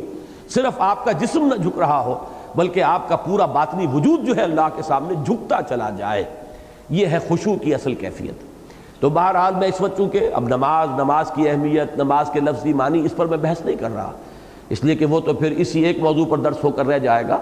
میں صرف ان دونوں مقامات کا تقابلی مطالعہ کروا رہا ہوں کہ پہلے تو یہ نوٹ کیجئے کہ یہ فلاح کا تصور، قد افلح، کھود نکالا، نکال لے گئے، کام بنا لیا، کام نکال لیا اہل ایمان نے، اس کی تعبیر کیا ہے کہ انسان کے اندر خلقی اعتبار سے، اس کی طبعی اعتبار سے، اس کی جبلی اعتبار سے جو کمزوریاں ہیں، ان کمزوریوں کے اندر سے جو اس کی عظمت کا پہلو ہے اسے کھود نکالنا اور اس کو پروان چڑھانا، یہ ہے اصل میں لفظ فلاح کا اصل مفہوم۔ قد افلح المؤمنون، اس کے مقابلے میں ان الانسان خلق ہلوعا اذا مسہ الشر جزوعا واذا مسہ الخیر منوعا الا المصلین الذین هم علی صلاتهم دائمون، وہ لوگ کہ جو اپنی نماز پر مداومت کرتے ہیں۔ اس کے مقابلے میں عرض کر چکا ہوں کہ سورہ مومنون میں الذین هم فی صلاتهم خاشعون، یہاں بڑا حسین ایک جو ہے کیفیت پیدا ہو گئی کہ ایک طرف ظاہری نظام کی بات آئی ہے تو دوسری طرف اس کا باطنی جو پہلو ہے اس کو نمایاں کر دیا گیا، مطلوب دونوں ہے۔ اگرچہ جب چاروں آیات کو سامنے رکھیں گے تو محسوس ہو جائے گا کہ محافظت اور مداومت جس کے لیے بعد میں لفظ اقامت کو ایک اصطلاح کے طور پر اختیار کیا گیا ہے، وہ کہیں زیادہ اہم ہے اور اس پر زیادہ زور دیا گیا ہے۔ اس کی وجہ یہی ہے کہ اجتماعیت کے اعتبار سے جو نقطۂ آغاز بنتا ہے اس میں در حقیقت اس کی اہمیت زیادہ ہے۔ آگے چلیے، والذین هم عن اللغو معرضون، اس کے تقابل میں یہاں بظاہر کوئی شے نہیں ہے، حقیقت میں ہے، ترتیب جو ہے ذرا بدلی ہوئی ہے، وہ میں بعد میں بیان کروں گا۔ اس کے بعد فرمایا والذین فی اموالہم حق معلوم للسائل والمحروم۔ تقابل میں سورہ مومنون کی آیت کیا ہے؟ والذین هم للزکاۃ فاعلون، وہ لوگ کہ جو زکوٰۃ پر مسلسل عمل کرتے رہتے ہیں۔ خاص طور پر یہاں بھی نوٹ کیجئے، جیسے نماز میں لفظ اقامت نہیں آیا ہے ان دونوں مقامات پر، بلکہ مداومت، محافظت، اسی طریقے سے زکوٰۃ کے ساتھ قرآن مجید کا جو لفظ ہے اصطلاح وہ ایتاء زکوٰۃ ہے۔ اقیموا الصلاۃ وآتوا الزکاۃ الذین یقیمون الصلاۃ ویؤتون الزکاۃ، تو لفظ ایتاء ہے۔ یہاں پر اس کے بجائے لفظ فاعلون آیا ہے۔ اس میں دو طرف اشارے ہو گئے۔ ایک طرف تو یہ کہ چونکہ مکی دور میں ابھی زکوٰۃ کا نظام نہیں آیا تھا، زکوٰۃ کس شخص پر فرض ہے، کس پر نہیں ہے، کیا اس کا نصاب ہے، کتنا سونا ہو تو زکوٰۃ فرض ہوگی، کتنی چاندی ہو تو زکوٰۃ فرض ہوگی، کتنی کسی کے پاس بھیڑ بکریاں ہو تو زکوٰۃ فرض ہوگی۔ یہ بالکل ایک علیحدہ نظام ہے کہ جو مدینے میں جا کر آیا، اور یہ آیات جو ہے یہ مکی ہے۔ معلوم ہوا کہ یہاں زکوٰۃ سے مراد وہ معروف زکوٰۃ نہیں ہے کہ جو ہم دین کے 5 ستونوں کے اعتبار سے، ارکان اسلام کے اعتبار سے جب ہم گنتے ہیں، بولی الاسلام علی 5، شہادت اللہ الہ الا اللہ وان محمد رسول اللہ، و اقام الصلاۃ و ایتاء الزکاۃ و صوم رمضان و حج البیت، یہ وہ زکوٰۃ نہیں ہے۔ اسی لیے اس کے ساتھ لفظ ایتاء نہیں ہے، بلکہ مراد کیا ہے؟ مسلسل عمل کرتے رہنا، وہ زکوٰۃ پر عمل پیرا رہتے ہیں، یہ گویا کہ ترجمہ ہے۔ معنی کیا ہے؟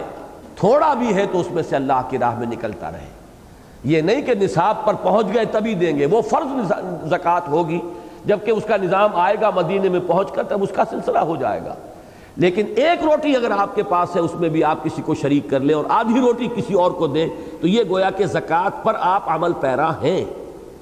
اگر آپ کے پاس تھوڑی چیز ہے اس میں بھی آپ نے کسی محروم کو شریک کر لیا ہے تو آپ زکوٰۃ کے عمل پر جو ہے اس وقت آپ عمل پیرا ہو رہے ہیں زکوٰۃ کے حکم پر۔ تو اس لیے کہ زکوٰۃ کے لفظی معنی کیا ہے، اگرچہ میں نے عرض کیا تھا کہ میں ان مباحث میں اس وقت نہیں جاؤں گا۔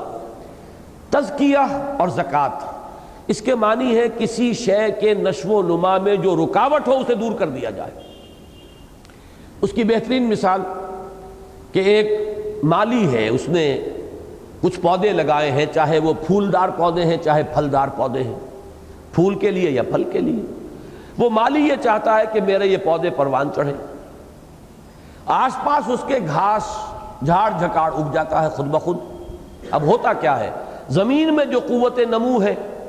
وہ اس کے اندر بھی حصے دار بن گئے، یہ گھاس بھی اس میں سے لے رہی ہے، ہوا کے اندر جو آکسیجن ہے اس کو بھی یہ لوگ جو ہے شیئر کر رہے ہیں اس پودے کے ساتھ۔ یہی وجہ ہے جسے آپ گوڈی کہتے ہیں یا جو بھی عمل ہے ایک مالی کا، وہ اپنے باغیچے میں آیا اور اس نے کھرپا ہاتھ میں لیا اور ایسی تمام چیزوں کو کاٹ کر پھینک دیا تاکہ ساری قوت نمو جو ہے زمین کی وہ میرے اس پودے کو ملے کہ جو میں چاہتا ہوں کہ پروان چڑھے۔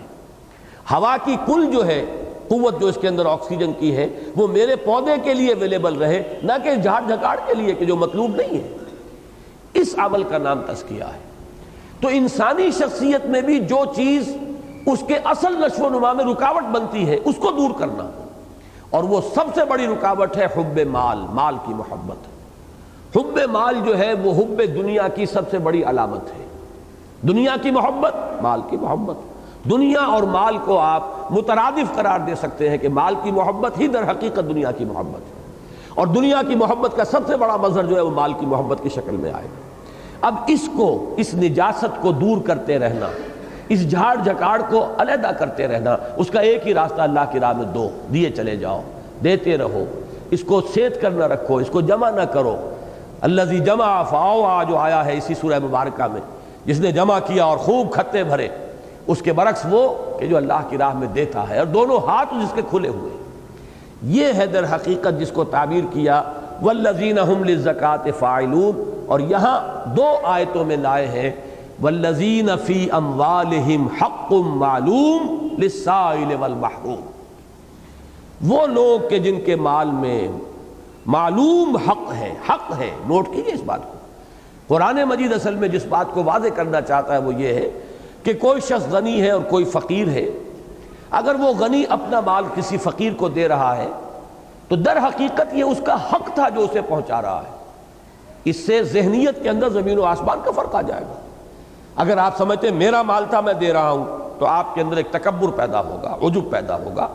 الید العلیٰ خیر من الید السفلی، اوپر والا ہاتھ نیچے والے ہاتھ سے بہتر ہے، میرا ہاتھ اوپر ہے میں دے رہا ہوں، اس کا ہاتھ نیچے ہے یہ لے رہا ہے۔ لہذا عجب، تکبر،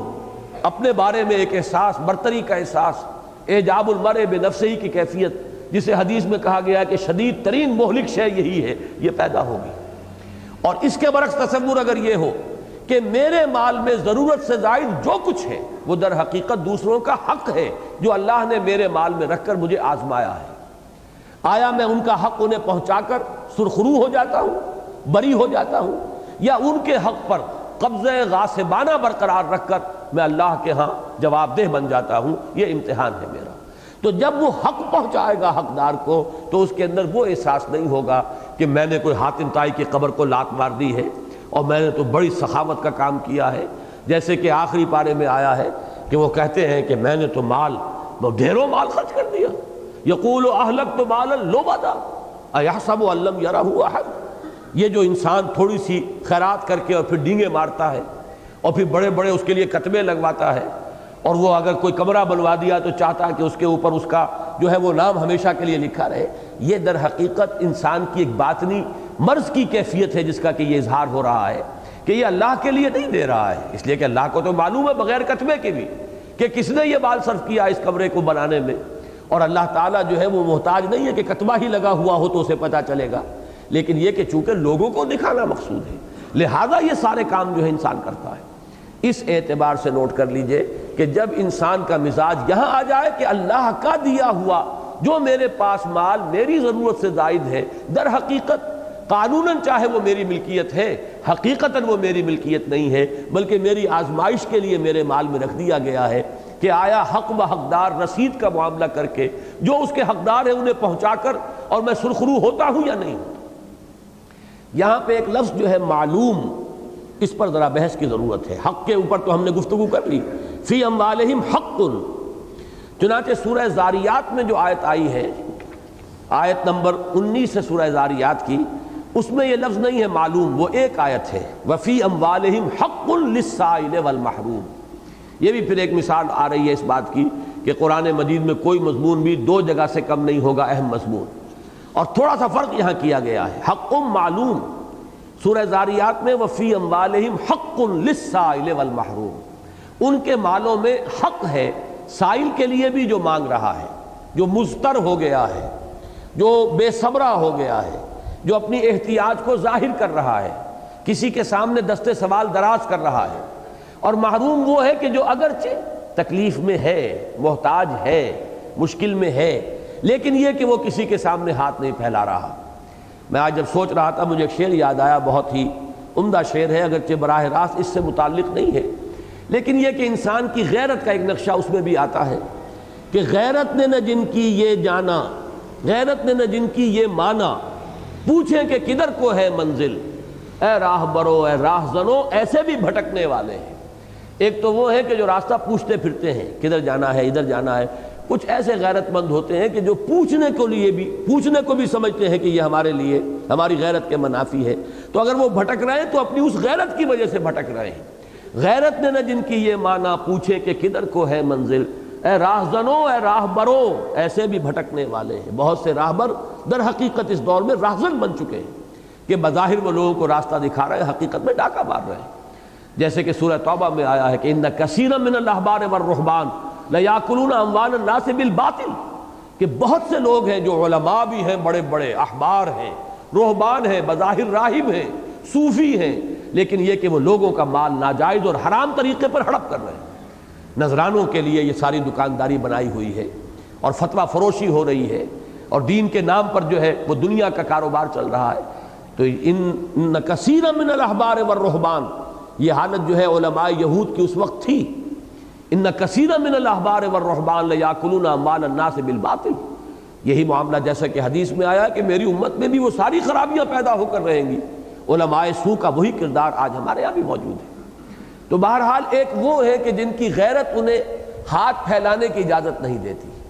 ایک وہ ہے کہ جو اس درجے بے صبرے ہو گئے، بے چین ہو گئے، مضطر ہو گئے کہ انہوں نے ہاتھ بھی پھیلا دیا۔ تو یہ سائل اور محروم کی یہ دو تعبیرات ہیں۔ فی اموالہم حق للسائل والمحروم، یہ سورہ زاریات کی آیت نمبر 19 ہے۔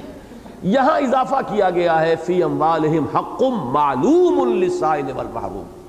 اس معلوم سے اگرچہ بظاہر تو یہ گمان ہوتا ہے کہ اس سے مراد تو زکوٰۃ کا نظام ہے کہ معین حق ہے، معین اگر اس کا ترجمہ کیا جائے گا تو 2.5% ہے یا اتنا ہے، وہ گویا کہ معین ہو گیا، اور یہ بات میں غلط، میں یہ نہیں عرض کر رہا کہ غلط ہے، لیکن جیسا کہ میرا جو کتابچہ ہے اسلام کا معاشی نظام، میں نے اس میں وضاحت کے ساتھ عرض کیا ہے کہ قرآن کے 2 نظام ہیں اقتصادی یا معاشی، ان میں سے ایک قانونی ہے، ایک روحانی ہے۔ قانونی کے اندر جو معلوم کی شرح جو ہوگی وہ یہ ہوگی کہ جو بھی صاحب نصاب ہے اس سے جو بھی مقادیر ہیں زکوٰۃ کی اس کے مطابق لے لیا جائے، یہ حق معلوم ہے للسائل والمحروم، 2.5% لے لیا جائے۔ جانوروں کے گلنے ہیں، ان میں سے اتنے جانوروں میں سے اتنے لے لیے جائیں گے، اتنی بکریاں ہوں تو اتنی بکریاں لے لی جائیں گی، اتنے اونٹ ہوں گے تو اتنے لے لیے جائیں گے، وغیرہ وغیرہ۔ یا یہ کہ عام آپ کو معلوم ہے 2.5% کی ایک شرح ہے، جو نقدی جو بھی ہے اس کے اوپر 2.5% لے لیجئے۔ تو حق معلوم اس کی ایک شرح یقیناً یہ ہے، اس میں کوئی شک نہیں، وہ معین مقادیر کہ جو زکوٰۃ کے نظام کے تحت جو ہمارا فرض نظام ہے، جو قانونی نظام ہے، جو کہ ہمارے ارکان اسلام میں سے ایک اہم رکن ہے، اس کے اعتبار سے حق معلوم کی شرح وہی ہے۔ لیکن ایک دوسرا حق معلوم بھی ہے، اور وہ بھی سورہ بقرہ کے اندر آ چکا ہے، یسألونک ماذا ينفقون قل العفو، یہ پوچھتے ہیں نبی کتنا خرچ کریں اللہ کی راہ میں، کتنا دے ڈالیں، اس کے لیے ایک ایسی معلوم بات کہی گئی ہے جو قانونی تو نہیں ہے، انسان کے اپنی روحانی ترقی کا معاملہ ہے، لہذا اسی کے اوپر چھوڑ دی گئی ہے، جو بھی تمہاری ضرورت سے زائدہ دے ڈالو۔ یہ ہے در حقیقت وہ اونچا مقام جس تک کہ اسلام چاہتا ہے کہ لوگ آئیں۔ اکثر لوگ نہیں آئیں گے اس مقام تک، اکثر لوگ کبھی نہیں آئے دنیا میں اس مقام تک، لیکن کچھ نہ کچھ لوگ ایسے ہمیشہ رہے ہیں ہماری امت کے اندر جنہوں نے اس مقام پر زندگی بسر کی ہے۔ یہ آج کا دور ہے، اس میں بھی ہوں گے، یہ تو نہیں میں کہہ سکتا کہ دنیا بالکل خالی ہو چکی ہے، لیکن یہ کہ کم سے کم اس درجے میں وہ کمی پر آ چکا ہے معاملہ کہ اب وہ ایک کہانی معلوم ہوتی ہے اگلے زمانے کی، ورنہ جو معیار ہے محمد الرسول اللہ صلی اللہ علیہ وسلم کا وہ تو یہی ہے کہ ایک پیسہ گھر میں نہ رہے۔ میں کہا کرتا ہوں سمجھانے کے لیے، چونکانے کے لیے کہ حضور نے تو کبھی زکوٰۃ نہیں دی۔ اب حیران ہوں گے لوگ، اتنا اہم حکم ہے شریعت کا، ارکان اسلام میں سے ایک رکن ہے، حضور نے کبھی اس پر عمل نہیں کیا۔ لیکن اس کی شرح کیا ہے؟ حضور نے کبھی اپنے پاس کچھ جمع ہونے دیا ہی نہیں کہ جس میں وہ نصاب کی جو ہے وہ ایک معیار تک اور اس تک وہ معاملہ پہنچے اور پھر زکوٰۃ واجب ہو۔ وہ تو ہر وقت دے رہے ہیں، کوئی چیز اپنے پاس رکھنے کو تیار نہیں۔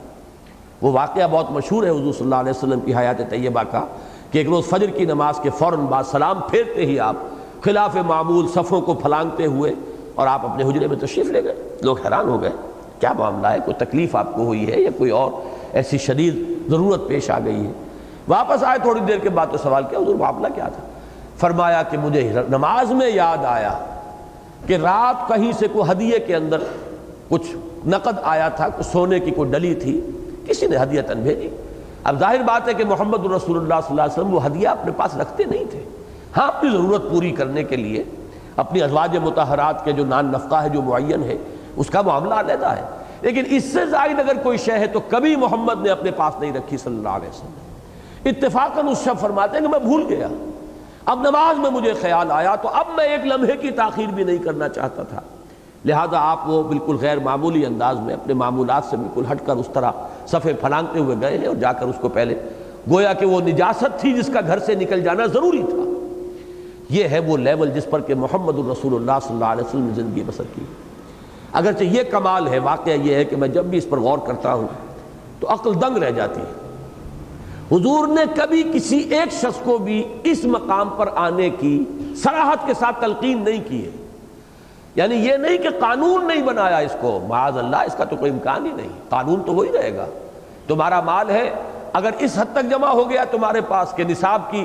حد آ گئی ہے تو اب اتنا تمہیں دینا پڑے گا. یہ حق المعلوم زکوٰۃ کے اعتبار سے جو قانون نظام ہے نافذ آپ نے وہی کیا ہے. ایسے وقت بھی آئے ہیں حضور پر کہ کئی وقت کا فاقہ آپ پر گزرا ہے، آپ کے گھر والوں پر گزرا ہے. اور یہ نہیں تھا کہ مدینہ کے سب لوگ ہی فاقے میں تھے اس وقت. چنانچہ ایک مشہور واقعہ آپ کا ہے کہ آپ ایک مرتبہ فاقے سے خود بھی بہت نقاہت محسوس کر رہے تھے. حضرت ابو بکر آئے، آپ نے دیکھا ان کے چہرے پر بھی وہی کیفیت، وہ بھی آ کے بیٹھ گئے. معلوم ہوا کہ وہی کیفیت ان کی. پھر حضرت عمر آ گئے. ابو بکر عمر دونوں کی کیفیت یہی ہے. حضور شاید اپنے لیے یہ کام نہ کرتے لیکن اپنے ان دو ساتھیوں کے لیے آپ ان کو لے کر ایک انصاری کے باغ میں پہنچ گئے. اب انصاری صحابی کے لیے گویا کہ عید ہو گئی کہ محمد الرسول اللہ تشریف لائے. فوراً وہ لپ کے اپنے باغ میں سے کھجوریں، کچھ انگور ایک پلیٹ میں رکھ کر، جسے آپ کہتے ہیں نزل، جس کو کہا قرآن مجید میں کہا جاتا ہے کہ فوری طور پر تو یہ، اور پھر انہوں نے پکڑی ایک چھری اور دوڑے کہ کسی جانور کو ذبح کریں، گوشت کا اہتمام کریں، اور یہی وہاں پہ اصل غذا تھی. تو حضور نے فرمایا دیکھنا کسی دودھ دینے والے جانور کو ذبح نہ کرنا. بہرحال وہ گئے، انہوں نے گوشت ذبح کیا. پھر یہ کہ کچھ تیار کر کے، اور وہاں پر وہ اس طرح نہیں پکتا تھا جیسے ہمارے ہاں قورمے پکتے ہیں. وہ تو وہ گوشت انگاروں کے اوپر ذرا سیکا اور لے آئے، جو سادہ ترین پرانے زمانے کا نظام تھا. تو حضور نے اس تناول فرمایا، دونوں صحابہ نے، ابو بکر نے، حضرت عمر نے. اس کے بعد دو باتیں اس واقعے میں واقعتاً ایسی ہیں کہ جو آدمی کو پر کپ کپی طاری کرنے والی ہیں. پہلے تو آپ نے تھوڑا سا روٹی کا ٹکڑا لے کر اس پر کچھ گوشت رکھا، بوٹیاں رکھیں، فرمایا جاؤ یہ عائشہ کو پہنچا دو. عائشہ کو بھی کئی وقت کا فاقہ ہے، جا کے وہاں پہنچا دو. نمبر دو، اب آپ فرماتے ہیں حضرت ابو بکر حضرت عمر سے کہ یہ ہیں وہ نعمتیں جن کے بارے میں اللہ تعالیٰ کے ہاں سوال ہوگا. اس فاقے کی حالت میں کئی وقت کے بعد اگر یہ تمہیں چند ٹکڑے مل گئے کھانے کے لیے، جان لو اس کا بھی حساب دینا ہوگا اللہ کے. یہ ہے وہ نعمتیں کہ جس کا تم سے اللہ تعالیٰ کے ہاں حساب لیا جائے. بہرحال ایک نظام یہ ہے، اس پر فقرائے صحابہ نے بھی اسی پر زندگی گزاری ہے. خاص طور پر حضرت ابو ذر، وہ اس معاملے میں ذرا حد اعتدال سے تجاوز کر گئے، انتہا پسندی ان کے اندر آ گئی. انہوں نے کہا کہ ہر شخص کے پاس، اس کو انہوں نے قانون نافذ کرنا چاہا کہ کوئی شخص اپنے پاس سونا چاندی نہیں رکھ سکتا، یہ قرآن مجید کی روح سے حرام ہے. اب یہ بات ان کے اپنے جذبے کے اعتبار سے یوں سمجھیے کہ جس کو ہم کہتے ہیں کہ ایک جذب کی کیفیت ان پر طاری ہو گئی تھی. ایک خاص ان کے اوپر کیفیت کا غلبہ ہو گیا تھا، غلبہ حال اس کو کہا جاتا ہے. لہذا چونکہ یہ قانون کے خلاف معاملہ تھا جو وہ کہہ رہے تھے، اسلام کا قانونی نظام وہی تھا کہ جو بھی تمہارے پاس ہے تم رکھ سکتے ہو، تم سے زبردستی نہیں لیا جائے گا، البتہ اس حد سے زائد ہوگا تو اس حساب سے تم سے لے لی جائے گی زکوٰۃ. لیکن حضرت ابو ذر غفاری نے اس کو پروپیگیٹ کرنا شروع کر دیا رضی اللہ تعالیٰ عنہ کہ یہ غلط ہے، یہ تو کسی کو پاس بھی سونا چاندی کا کوئی ایک رمق بھی نہیں رہنی چاہیے. تو مجبوراً پھر حضرت عثمان رضی اللہ تعالیٰ عنہ کو فیصلہ کرنا پڑا، بڑا تلخ فیصلہ، کہ انہیں حکم دیا گیا کہ آپ مدینے سے باہر چلے جائیں. وہ پھر ایک بیابان میں جا کر کٹیا ڈال کر وہاں رہے ہیں، وہیں ان کا انتقال ہوا ہے. اور ان کے جذبے میں جو شدت کی کیفیت تھی وہ ظاہر ہوتی ہے اس سے جب آخری وقت ہوا ہے وہ تھے اور ان کی زوجہ محترمہ صرف دو بیابان میں کٹیا ڈالے پڑے ہیں، اور کچھ نہیں تھا اس کٹیا کے اندر، کوئی چمٹا، کوئی برتن ایک دو، کہیں کچھ مشکیزہ پانی کا. تو حضرت ابو ذر کہتے ہیں جب جان کندنی کا وقت تھا، رضا کا عالم، میرے خلیل نے مجھ سے یہ کہا تھا. خلیل کہتے تھے حضور صلی اللہ علیہ وسلم، خلیلی، میرے دوست، میرے محبوب، میرے خلیل نے یہ فرمایا تھا کہ اے مسلمانوں تم اپنے گرد سانپ اور بچھو جمع کر لو گے، یعنی دولت اپنے گرد جمع کر لو گے. تو میرے پاس بھی دولت جمع ہو گئی، میرے گرد بھی یہ سانپ اور بچھو ہے. اس اللہ کی بندی نے کہا جس نے کس قدر صبر کے ساتھ ان کا ساتھ دیا ہوگا کہ کون سے وہ سانپ بچھو آپ کو یہاں نظر آ رہے ہیں. تو اشارہ کیا، دیکھو وہ برتن رکھا ہوا ہے اور یہ جو یہ چمٹا ہے، یہ سو چیزیں ہیں، یہی تو سانپ اور بچھو ہے، یہ دنیا ہے جو ہم نے اپنے گرد جمع کر لی. تو یہ ان کی ایک کیفیت ہے جس کو ہم کہہ سکتے ہیں کہ ایک جذب کی اور غلبہ حال کی کیفیت ہے. لیکن یہ کہ ہمارے ہاں بعد میں بھی یہ نظام جاری رہا ہے. ہمارے صوفیاء کرام نے جو اتنی بڑی بڑی کامیابیاں حاصل کی ہیں، ایک ایک شخص کے ہاتھ پہ 90 ہزار آدمی ایمان لا رہا ہے، یہ آسانی سے ہو جانے والی بات نہیں ہے. لوگوں نے ان کی زندگیوں کے اندر ان حقائق کا مشاہدہ کیا ہے کہ کوئی ایک پیسہ اپنے پاس نہیں رکھا ہے. فاقے پر فاقے جو ہے ان کو آتے تھے، اور پھر بھی آنے والا مہمان اگر کوئی ہے، وہ ہندو ہو، کوئی ہو، کسے باشد ہو، اس کو وہ ترجیح دیتے تھے اپنے اوپر، اور اگر کوئی روٹی ایک ہے تو وہ اس کو کھلا کر خود فاقہ کرتے تھے۔ یہ چاہے یہ بابا فرید گنج شکر ہوں رحمۃ اللہ علیہ، جن کے ہاتھ پر یہ وٹو اور یہ کھرل اور سیال قبیلے، جنوبی پنجاب کے تمام قبائل اس ایک شخص کے ہاتھ پر ایمان لائے، اور ان کے وہ ہیں مرشد کے مرشد مولانا معین الدین، حضرت معین الدین اجمیری رحمۃ اللہ علیہ، خواجہ معین الدین اجمیری، یہ 90,000 آدمی ان کے ہاتھ پر ایمان لایا، اور نہ معلوم کتنے کروڑ مسلمان اس وقت ہندوستان کے وہ ہوں گے کہ جو در حقیقت انہی کی نسل سے ہیں، 90,000 سے، کہ جو حضرت معین الدین اجمیری رحمۃ اللہ علیہ کے ہاتھ پر ایمان لائے۔ تو یہ معلوم کی دونوں شرحیں اپنے سامنے رکھیے۔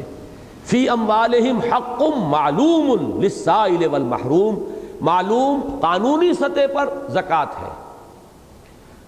عشر ہے، زمین کی پیداوار میں سے عشر یا نصف عشر، بارانی زمین ہے تو 10واں حصہ، نہری، چاہی یا اور جس طرح کی بھی جس کے اندر آرٹیفیشل اریگیشن پر پیسہ خرچ ہوتا ہے وہ ہے تو نصف عشر ہوگا، یعنی 20واں حصہ۔ باقی یہ ہے کہ دوسری شرح اس کی حق معلوم، وہ جو بھی ضرورت سے زائد ہے۔ روحانی سطح یہ ہے یہاں سے وہاں تک پہنچنا ہے، چاہے انسان پہنچے نہ، منزل تو اونچی اپنے سامنے رکھے،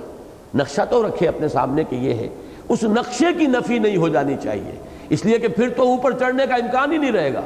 جذبہ ہی پیدا نہیں ہوگا بلندی کی طرف انسان کے کوئی اقدام کرنے کا اور چڑھنے کی کوشش کرنے کا۔ تو یہ دوسری بات ہو گئی۔ فرمایا والذین فی اموالہم حق معلوم للسائل والمحروم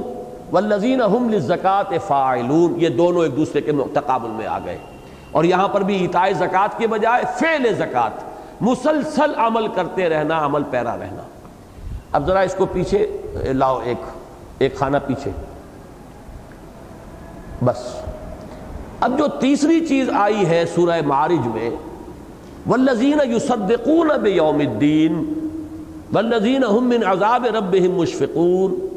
والذین ان عذاب ربہم غیر مامون، یہ 3 آیات بظاہر اس کے مقابلے میں سورہ مومنون میں کوئی مضمون نہیں ہے۔ ایک خانہ اوپر میں نے خالی چھڑوایا تھا، والذین ہم عن اللغو معرضون۔ اب آپ نوٹ کیجئے، پہلے ان کو سمجھ لیجئے 3 آیات کو۔ یہ ایمان بالآخرہ، والذین یصدقون بیوم الدین، اور وہ لوگ کہ جو جزا و سزا کے دن کی تصدیق کرتے ہیں کہ وہ دن آ کر رہے گا، یہ ایمان بالآخرہ، ایمان بالمعاد۔ نتیجتاً والذین ہم من عذاب ربہم مشفقون، صرف یہ جان لینا کافی نہیں ہے کہ آخرت ہو کر رہے گی اور حساب کتاب ہوگا، اور وہ لوگ کہ جو اپنے رب کے عذاب سے کانپتے رہتے ہیں، لرزاں و ترساں رہتے ہیں، جب تک کہ یہ خوف نہ ہو عذاب جہنم کا اور عذاب اخروی کا، تو محض علم آخرت کافی نہیں ہے۔ تصدیق آخرت جو ہے وہ آپ کے کردار پر کوئی اثر انداز نہیں ہوگی جب تک کہ خوف آخرت نہ ہو اور خوف عذاب خدا بندی نہ ہو۔ یہ دوسرا نکتہ ہے جس کو نوٹ کیجئے، اور اس کے حوالے سے یہ بات آج سمجھ لیجئے کہ ہم مسلمان مصدق تو ہیں، مانتے ہیں جزا و سزا کے دن کو، لیکن عذاب ربہم مشفقون والی کیفیت ہمارے اندر نہیں ہے۔ یہی وجہ ہے کہ ہمارے سیرت و کردار پر اس کا کوئی اثر نہیں۔ وہ کیوں نہیں ہے؟ طرح طرح کے فلسفے تراش لیے گئے۔ ایک فلسفہ شفاعت ہے، جو بھی کچھ ہے لیکن تیرے محبوب کی امت میں ہے۔ اپنے دل میں یہ خیال جمایا ہوا ہے کہ جب ہم امت محمد میں شامل ہیں صلی اللہ علیہ وسلم تو جنت تو ہمارا پیدائشی حق ہے ہی، ہم سے کیا حساب کتاب ہونا، ہوا بھی تو شاید چند دنوں کے لیے، لن تمسنا النار الا ایاما معدودات، ہمیں نہیں چھو سکے گی آگ مگر گنتی کے چند دن۔ جب یہ کیفیت ہوگی تو ظاہر بات ہے اب لرزاں و ترساں کیسے ہوں گے؟ والذین ہم من عذاب ربہم مشفقون کی صورت اگر نہیں ہوتی تو اب آپ جان لیجئے کہ پھر ایمان بالآخرہ آپ کی کردار کی تعمیر نہیں کر سکتا، وہ مؤثر عامل کی حیثیت سے اپنے نتائج پیدا نہیں کر سکتا سیرت کی تعمیر اور خودی کی تعمیر میں، جب تک کہ والذین یصدقون بیوم الدین کے ساتھ والذین ہم من عذاب ربہم مشفقون شامل نہ ہو۔ یہ احساس رہے کہ اللہ تعالیٰ کے ہاں حساب کتاب ہوگا، ایک ایک عمل، ایک ایک قول، ایک ایک فعل، ایک ایک نیت، ایک ایک ارادہ، یہ سب کا سب جو ہے اس کا حساب ہوگا۔ اور یہ بات آج لوگوں کے ذہنوں سے نکل چکی ہے۔ ہمارے بھی تمام علماء اس بات کو مانتے ہیں کہ اگر ایمان کی کوئی رمق بھی دل میں ہے تو یقیناً آخر کار تو نجات ہو جائے گی، جہنم سے نکلنا ہو جائے گا، لیکن اگر ایمان اتنا کمزور تھا کہ وہ عمل کو درست نہیں رکھ سکا اور عمل کے اندر برائیوں کا پلڑا بھاری ہو گیا تو جہنم میں اول وقت تو داخل ہونا پڑے گا اور اپنے گناہوں کے بقدر سزا حاصل کرنی ہوگی، جھیلنی ہوگی، برداشت کرنی ہوگی۔ البتہ ایمان کی اگر کوئی رمق ہے تو اپنے ان گناہوں کے بقدر سزا پا کر، یہ نہیں کہ چند دن میں، اب وہ گناہوں کی قدر کتنی ہے، اس کا حساب کتنا ہے، اس کے بعد میں اثرات کہاں تک پہنچے ہیں۔ آج میں نے ایک غلط کام کیا ہے، مجھے دیکھ کر کسی اور شخص نے بھی غلط کام کر لیا، میری اولاد بھی اس غلط عمل کے اندر مبتلا ہو گئی، ان کی اولاد جو ہے وہ اس کے اندر مبتلا ہوئی، یہ سلسلہ جب تک چلے گا میرے حساب میں درج ہوتا رہے گا، ان کا جو بھی غلطی ہے جہاں ان کے حساب میں درج ہوگی میرے حساب میں بھی اندراج ہوگا۔ لہذا ہم یہ سمجھ کر مطمئن ہو جائیں کہ بس ہماری زندگی تھوڑی سی ہے، اس میں جو عمل بھی ہم سے ہو گئے ہوں، کتنے بھی ہو جائیں، بہرحال اگر اس کی سزا مل جائے گی تو جنت سے جلدی جہنم سے چھٹکارا مل جائے گا، جنت میں داخلہ ہو جائے گا۔ تو یہ ہمارے علماء کے متفق علیہ موقف کے بھی خلاف ہے بات۔ البتہ ہم پر جو عام طور پر جو ہے عوام الناس، ان کے ذہنوں میں تو بات بیٹھ چکی ہے شفاعت کا ایک غلط تصور، اور اس تصور کے تحت یہ کہ بس وہ تو میدان حشر کے اندر ہی حضور سجدے سے سر اٹھائیں گے نہیں جب تک کہ اللہ تعالیٰ کی طرف سے اعلان نہیں ہو جائے گا کہ آپ کی ساری امت جو ہے وہ جنت میں داخل کر دی گئی، معاف کر دی گئی، بخش دی گئی، اور امت سے سمجھتے ہیں کہ ہم سب امتی ہیں۔ حالانکہ احادیث میں ایسی شکلیں بھی آئی ہیں کہ کتنے ہی لوگ ہوں گے جو حضور کی طرف پیش قدمی کریں گے، بڑھیں گے، اور حضور فرمائیں گے میرا تم سے کوئی تعلق نہیں، اور فرشتوں سے کہیں گے کہ ان کو یہاں سے لے جاؤ، اس لیے کہ انہوں نے میرے بعد دین کے اندر بہت سی بدعتیں اختیار کی تھی اور نئی ایسی چیزیں ایجاد کر لی تھی جن کی میں نے ان کو تلقین نہیں کی تھی۔ اسی طریقے سے مختلف اعمال اللہ تعالیٰ کی طرف کہ عدالت میں شاید حضور ہمارے خلاف استغاثہ لے کر کھڑے ہو جائے کہ پروردگار یہ ہیں وہ لوگ، یہ ناہنجار ہیں جنہوں نے مجھے بھی بدنام کیا دنیا میں اور میرے دین کو بھی بدنام کیا، اپنی ایک نسبت کو لے کر کھڑے رہے اور بیٹھے رہے۔ تو اس بات کو نوٹ کر لیجئے، والذین یصدقون بیوم الدین والذین هم من عذاب ربهم مشفقون ان عذاب ربهم غیر مامون۔ یہ تیسری آیت بھی بڑی اہم ہے۔ یقیناً ان کے رب کا عذاب ایسی شے نہیں ہے جس سے نچنت ہوا جا سکے، مامون امن سے بنا ہے، جس سے امن حاصل کیا جا سکے، بے فکر ہوا جا سکے، نچنت ہوا جا سکے، ایسی شے نہیں ہے۔ کوئی بڑے سے بڑا شخص بھی جو ہے وہ اگر یہ سمجھے کہ میں بالکل مجھے کوئی چنتا نہیں، کوئی تشویش نہیں، مجھ سے جہنم کا کیا سروکار، تو یہ چیز دین کی بنیادی تعلیمات کے منافی ہے۔ ہاں بین الخوف والرجاء کی یہ کیفیت رہنی چاہیے۔ حضرت ابوبکر صدیق کی طرف یہ قول منسوب ہے کہ اگر مجھے یہ بتا دیا جائے کہ تمام انسان جہنم میں جائیں گے سوائے ایک شخص کے، تب بھی میں توقع رکھوں گا کہ شاید وہ ایک شخص میں ہی ہوں۔ رجا اس درجے میں، لیکن اس کے ساتھ پیرلل متوازی یہ خوف بھی کہ اگر مجھے یہ بتایا جائے کہ تمام انسان جنت میں جائیں گے سوائے ایک کے، تب بھی مجھے اندیشہ ہوگا کہ شاید وہ ایک جہنمی میں ہی ہوں۔ یہ اگر متوازن اور بالکل ساتھ ساتھ یہ دونوں چیزیں ہو، بین الخوف والرجا، تو در حقیقت مطلوب یہی ہے۔ لیکن رجا کا پلڑا غالب آ گیا تو آدمی کے اندر بے پرواہی آئے گی، استغنا آئے گا، بے عملی پیدا ہو جائے گی۔ خوف کا پلڑا بہت غالب ہو گیا تو اس سے بھی انسان کے اندر پھر ایک مایوسی کی کیفیت پیدا ہو جاتی ہے، اور مایوسی پھر انسان میں وہ جو ایک جذبہ ہوتا ہے، قوت کار کہ جس سے آپ انسان اپنی اصلاح کر سکے، پھر وہ باقی نہیں رہتی۔ تو بین الخوف والرجا، البتہ یہاں اس پہلو کو واضح کیا گیا ہے کہ اللہ کا عذاب، ان کے رب کا عذاب ایسی شے نہیں ہے جس سے کوئی شخص بھی نچنت ہو سکے مستقل طور پر کہ مجھے کیا خوف اور مجھے کیا اندیشہ۔ اسی کی مثال سورہ نور میں بھی ہے، جس میں کہ بڑے اونچے مقامات کا تذکرہ ہے اللہ کے ان نیک بندوں کا۔ فی بیوت اذن اللہ ان ترفع ویذکر فیہا اسمہ یسبح لہ فیہا بالغدو والآصال رجال لا تلہیہم تجارۃ ولا بیع عن ذکر اللہ واقام الصلاۃ وایتاء الزکاۃ یخافون یوما تتقلب فیہ القلوب والابصار۔ یہ اللہ کے بندے بھی جو رات دن اللہ کے گھروں میں اللہ کی تسبیح کرتے ہیں، اس کا ذکر کرتے ہیں، پھر کوئی دنیاوی مصروفیت، کوئی کاروبار انہیں نہ نماز سے روک سکتی ہے، نہ زکوٰۃ کی ادائیگی سے وہ کوئی شے ان کے آڑے آ سکتی ہے، ان سب کا حال بھی یہ ہے، یہ سب کچھ کرنے کے باوجود یخافون یوما تتقلب فیہ القلوب والابصار، ڈرتے رہتے ہیں، لرزاں و ترساں رہتے ہیں اس دن کے تصور تھے جس دن کے نگاہیں بھی الٹ جائیں گی اور دل بھی الٹ جائیں گے۔ یہ ہے در حقیقت کہ کسی مقام پر پہنچ کر بھی انسان یہ نہ سمجھے کہ مجھے اب کوئی چنتا، کوئی فکر، کوئی تشویش نہیں۔ ان عذاب ربہم غیر معمون، یقیناً ان کے رب کا عذاب ایسی شے نہیں ہے کہ جس سے کوئی شخص نہ چنت ہو سکے، بے فکر ہو سکے، جس سے کسی کو امن حاصل ہو جائے، خوف لاحق رہنا چاہیے۔ اب ذرا جوڑ ملائیے،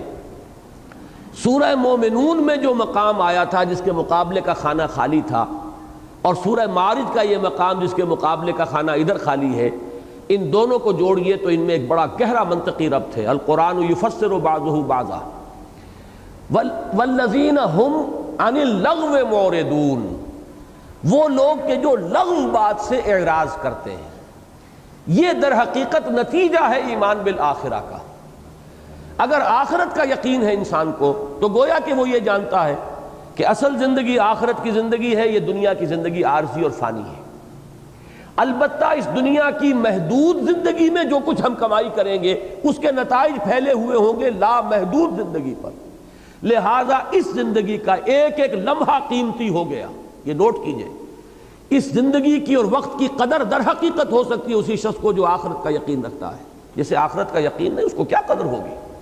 انہیں تو پیس ٹائم چاہیے، وقت گزاری کا مشغلہ چاہیے، کوئی ہابی ہونی چاہیے، کوئی شغل ہونا چاہیے۔ وقت گویا کہ ان پر بوجھ بنا ہوا ہے، وقت گزاری کے مشغلے تلاش کرنے پڑتے ہیں، وقت گزاری کے لیے انہیں طرح طرح کے طریقے ایجاد کرنے پڑتے ہیں۔ لیکن جسے معلوم ہے کہ اصل زندگی آخرت کی زندگی ہے، اس کے لیے تو ایک ایک لمحہ یوں سمجھیے کہ پوٹینشلی ہماری اس زندگی کا ایک ایک لمحہ جو ہے وہ ابدی ہے، اس لیے کہ اس لمحے کا نتیجہ جو نکلنے والا ہے وہ اس زندگی میں نکلے گا جو ابدی ہے۔ تو نتیجے کے اعتبار سے ہماری یہ دنیاوی زندگی ابدی ہے، لہذا اس کا ایک ایک لمحہ قیمتی ہے۔ اس میں کون سا وقت ہوگا جو لغو کے حوالے کیا جا سکے، جو لغو میں بسر کیا جا سکے؟ یہ اعراض عن اللغو، جس کو حضور نے فرمایا ہے کہ من حسن الاسلام المرء ترکہ ما لا یعنیہ، ایک انسان کے اسلام کی خوبی یہ بھی ہے کہ ہر اس چیز کو چھوڑ دے جو لا یعنی ہے، جس کا کوئی فائدہ نہیں۔ ہمارا جو وقت بھی یہاں ہے یا تو ہماری ضروریات میں صرف ہونا چاہیے، مثلاً استراحت، نیند، آرام، یہ ہماری اس زندگی کی ایک ضرورت ہے، انسان اس کو اس میں لگا رہا ہے، یہ اپنے نفس کا، اپنے جسم کا حق ہے جو دے رہا ہے۔ پھر اپنے جسم کے تقاضے ہیں، پیٹ کھانے کو مانگتا ہے، اولاد کی پرورش ہے، معاش کی جد و جہد میں جو وقت لگ رہا ہے وہ بھی یقیناً ایک ضرورت کا وقت ہے، اس کے اندر صرف ہو رہا ہے۔ اس کے علاوہ جو وقت بچتا ہے اب اس کو صرف ہونا چاہیے، جیسے کہ حدیث میں آتا ہے کہ ایک مرتبہ انسان کہتا ہے سبحان اللہ، تو جنت میں اس کے لیے گویا کہ ایک بیج بن کر ایک درخت کی شکل اختیار کرے گا اور پروان چڑھائے گا اللہ تعالیٰ ان درختوں کو۔ اور جب یہ لوگ جنتی داخل ہوں گے جنت میں تو حیران ہو جائیں گے، ہمارے اعمال اتنے تو نہیں تھے۔ تو اللہ فرمائے گا میں تمہارے اعمال کی پرورش کرتا رہا ہوں، پروان چڑھاتا رہا ہوں، یہ جو ہے اعمال تمہارے یہاں پر پروان چڑھتے رہے۔ ایک ایک مرتبہ کا کہنا سبحان اللہ اور الحمدللہ اور اللہ اکبر، یہ در حقیقت جنت میں اپنے لیے ایک درخت لگوانے کے مترادف ہے۔ لہذا وقت کہاں رہ جائے گا بیکار ضائع کرنے کو، کسی ایسے کام میں تاش کھیلا جا رہا ہے۔ لغو جو ہے حرام کام کو نہیں کہتے، جن لوگوں کی یہ اوصاف بیان ہو رہے ہیں وہ کسی حرام کام میں، کسی معصیت میں ان کا جو ہے ملوث ہونا، اس کو وہ تو گویا کہ ایک خارج از بحث شے ہے۔ اصل شے کیا؟ لغو شے، حرام تو نہیں ہے لیکن یہ کہ بیکار ہے، نہ اس سے دنیا کی کوئی ضرورت پوری ہو رہی ہے، نہ آخرت کا کوئی نفع حاصل ہو رہا ہے۔ کام وقت جو ہے اس کو صرف ہونا چاہیے یا دنیا کی کسی ضرورت کے پورے ہونے میں، اور یا پھر آخرت کے لیے کوئی انسان اپنے اجر و ثواب کے لیے کوئی کام کر رہا ہو۔ در حقیقت ان دونوں کو اب آپس میں جوڑ لیجئے ایروز کے ساتھ کہ یہ جو ہے والذین یصدقون بیوم الدین والذین هم من عذاب ربهم مشفقون ان عذاب ربهم غیر معمول، اس کا جو نتیجہ انسان کے کردار میں نکلے گا اس کا ایک پہلو جو ہے والذین هم عن اللغو معرضون میں بیان کر دیا گیا، اگرچہ یہ ایک دوسرے کے مقابل نہیں آئی ہے لیکن یہ خلا جو ہے اس طور سے پر ہو رہا ہے۔ اب اس کے بعد 3 آیات وہ ہیں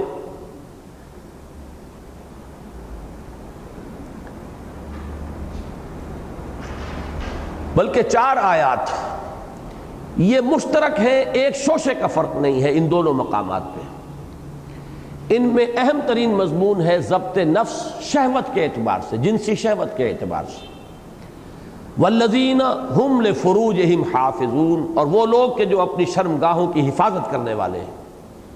الا علی ازواجہم او ما ملکت ایمانہم، سوائے اپنی بیویوں پر یا جو ان کے ملک یمین ہو، لونڈیاں ہوں۔ یہاں وہ لغوی بحث، تاریخی بحث، فقہی بحث میں نہیں جاؤں گا۔ شریعت کے اندر یہ دو ہی راستے ہیں کہ جو جائز قرار دیے گئے ہیں قضائے شہوت کے لیے، جنسی جذبے کی تسکین کے لیے، یا منکوحہ بیوی، اور یا شریعت کے مطابق جو حقیقتاً صحیح ملک یمین ہو، لونڈی ہو۔ یہ نظام عرب میں پہلے بھی رائج تھا، حضور کے زمانے میں بھی رائج رہا، اور قرآن مجید میں بھی کوئی آیت ایسی نہیں ہے کہ جس کے ذریعے سے اس کو ختم کر دیا گیا ہو اور اس کی حرمت کا اعلان کیا گیا ہو۔ اگرچہ ایسے قدم اٹھائے گئے ہیں کہ جس سے اس کا سکوپ ہوتے ہوتے نل ہو گیا۔ اس وقت کوئی سکوپ نہیں ہے ملک یمین کا۔ ہاں، اس کو کیوں نہیں ایبروگیٹ کیا گیا مستقل؟ اس کا سبب یہ ہے کہ ہو سکتا ہے کہ جو آخری زمانے کی خبریں دی گئی ہیں، جب آخری جنگیں ہوں گی، مسلمانوں کے اور یہودیوں کے درمیان مقابلہ ہوگا، جب دجال اکبر کے ساتھ مقابلہ ہوگا اور حضرت مسیح علیہ السلام کا نزول ہوگا اور وہ اسے قتل کریں گے، اس دور میں ہو سکتا ہے کہ اس انسٹیٹیوشن کو اس کو انووک کرنے کی اور اس کو ذریعہ بنانے کی، استعمال میں لانے کی ضرورت پیش آ جائے۔ اس لیے کہ خالص اسلامی جہاد اور اس میں جو خواتین قیدی ہو کر آئیں، اس سے مراد عام آبادی کی عورتیں نہیں ہیں، بلکہ وہی کہ جو فوج کے ساتھ آئی ہوئی خواتین ہوتی ہیں۔ یہ نہیں کہ آپ نے کوئی ملک فتح کیا تو اس ملک کی تمام عورتیں لونڈیاں بن جائیں گی، یہ معنی نہیں ہے، بلکہ جو حالت جنگ کے اندر جو مقابلے میں آتے ہیں ان میں اگر کوئی عورتیں ہیں تو وہ بھی گویا کہ پرزنرز آف وار کی حیثیت سے جہاں مرد ہوں گے وہاں عورتیں بھی ہوں گی۔ اور ان پرزنرز آف وار کا ایک طریقہ تو وہ ہو سکتا ہے کہ انہیں کنسنٹریشن کیمپس کے اندر رکھا جائے، انسانی باڑے بنا دیے جائیں، حیوانوں کی طرح رکھا جائے۔ اسلام نے اس سے بہتر حل یہ کیا ہے کہ انہیں اسلامی معاشرے کے اندر تقسیم کر کے جذب کر لیا جائے، اور اس کی شکل ہے جس کو کہ ہم وہ کہتے ہیں غلام اور لونڈی کا معاملہ۔ تو یہ ہو سکتا ہے کہ آخری دور میں پھر خالص اسلامی جہاد کے نتیجے میں ایسی شکل پیدا ہو کہ جو سورہ محمد صلی اللہ علیہ وسلم میں جو آیت آئی ہے، جس کو میں بڑی تفصیل سے اس موقع پر بیان کر چکا ہوں، اب میں اس میں نہیں جاؤں گا، تو ہو سکتا ہے کہ اس وقت یہ ملک یمین کا معاملہ جو ہے اس کو ریوائیو کرنا پڑے۔ اس لیے اس کو ایبروگیٹ نہیں کیا گیا، اس کی حرام مطلق ہونے کی جو ہے قرآن مجید میں کوئی آیت نازل نہیں ہوئی۔ بہرحال اس وقت موضوع وہ نہیں ہے، اس وقت جو موضوع ہے وہ یہ ہے کہ تعمیر سیرت کے اندر ضبط شہوت، اس کو بہت اہمیت حاصل ہے۔ ذرا سا بھی انسان لیکس ہو جائے اس معاملے میں، اگر اس کی جو اپنے شہوت کے اوپر اگر کنٹرول نہیں ہے، بلکہ وہ شہوت کے ہاتھوں گویا کہ مجبور ہو کر اس کا غلام بن گیا ہے، تو اب سیرت اور کردار اور اس کی تمام توانائیاں اور اس کے اندر جو بھی خیر کے پہلو ہیں وہ ختم ہو کر رہ جائیں گے۔ تو اس تعمیر سیرت کے پروگرام میں مرکزی مقام پر یہ آیات آئی ہیں، اس مقام پر بھی سورہ مومنون میں بھی، اور اس طریقے سے آئی ہے کہ ایک شوشے کا فرق بھی نہیں ہے۔ والذین هم لفروجہم حافظون، فرج کہتے ہی اس شے کو ہے جو فرج، جس کے معنی ہے جہاں اندیشہ ہو۔ اندیشہ ہے در حقیقت انسانی سیرت کا کہ تباہی اور بربادی کا سب سے بڑا اندیشہ جو ہے وہ شہوت کا اندیشہ ہے۔ لہذا جو شہوت کے جو اعضاء ہیں انسان کے، خواہ وہ مرد ہو خواہ عورت، ان کو فرج سے تعبیر کیا گیا ہے۔ فرج کہتے تھے کسی زمانے میں اگر جب فصیلیں ہوا کرتی تھی، لڑائی ہو گئی ہے، تو اگر کسی جگہ پر فصیل میں دراڑ پڑ گئی ہے، درز آ گئی ہے، تو یہ فرج ہے۔ یہ گویا کہ اب اس شہر کی حفاظت کے لیے اب سب سے بڑا خطرہ اور اندیشہ یہاں سے ہے، کسی بھی وقت غنیم جو ہے یہاں سے داخل ہو جائے گا شہر کے اندر۔ اسی طریقے سے انسانی سیرت و کردار کے شہر کے لیے جو فصیل ہے، اس فصیل کے اندر ایک بہت بڑی دراڑ جو ہے وہ اس شہوت کے جذبے کے بے قابو ہو جانے سے وجود میں آ جاتی ہے۔ فرمایا والذین هم لفروجہم حافظون الا علی ازواجہم او ما ملکت ایمانہم فانہم غیر ملومین۔ یہاں پہ توازن قائم کیا گیا ہے کہ رہبانیت والا تصور اسلام کا نہیں ہے کہ اس کو بالکل ایول سمجھا جائے۔ جنسی جذبہ اللہ نے پیدا کیا ہے، پیٹ اگر کھانے کو مانگتا ہے تو حلال ذریعے سے آپ اسے پر کریں، حلال روزی کمانے کی جو آپ کی جد و جہد ہے وہ بھی عبادت میں شامل ہو جائے گی۔ اسی طرح اللہ نے اگر آپ میں جنسی جذبہ رکھا ہے تو آپ حلال ذریعے سے اس کی تسکین کرتے ہیں تو یہ بھی عبادت میں شامل ہے۔ بلکہ صحابہ حیران ہو گئے کہ اگر کوئی شخص اپنی بیوی سے ہم بستری کرتا ہے تو اسے ثواب ملتا ہے۔ وہ حیران ہوئے، یہ کیا بات کہہ دی حضور نے؟ انہیں عرض کیا حضور یہ تو ہم اپنی خواہش نفس کو پورا کرنے کے لیے کرتے ہیں۔ حضور نے فرمایا تم نے سوچا کبھی کہ اگر وہ شخص اپنی اسی قوت کو کہیں غلط راستے پر صرف کرتا تو اس کو اس پر وبال آتا کہ نہیں آتا، سزا کا مستوجب بنتا کہ نہ بنتا؟ انہوں نے عرض کیا جی ایسا تو ہے، تو اگر وہ صحیح راستے پر اپنی اس قوت کو صرف کر رہا ہے تو یقیناً وہ اجر و ثواب کا مستحق ہے۔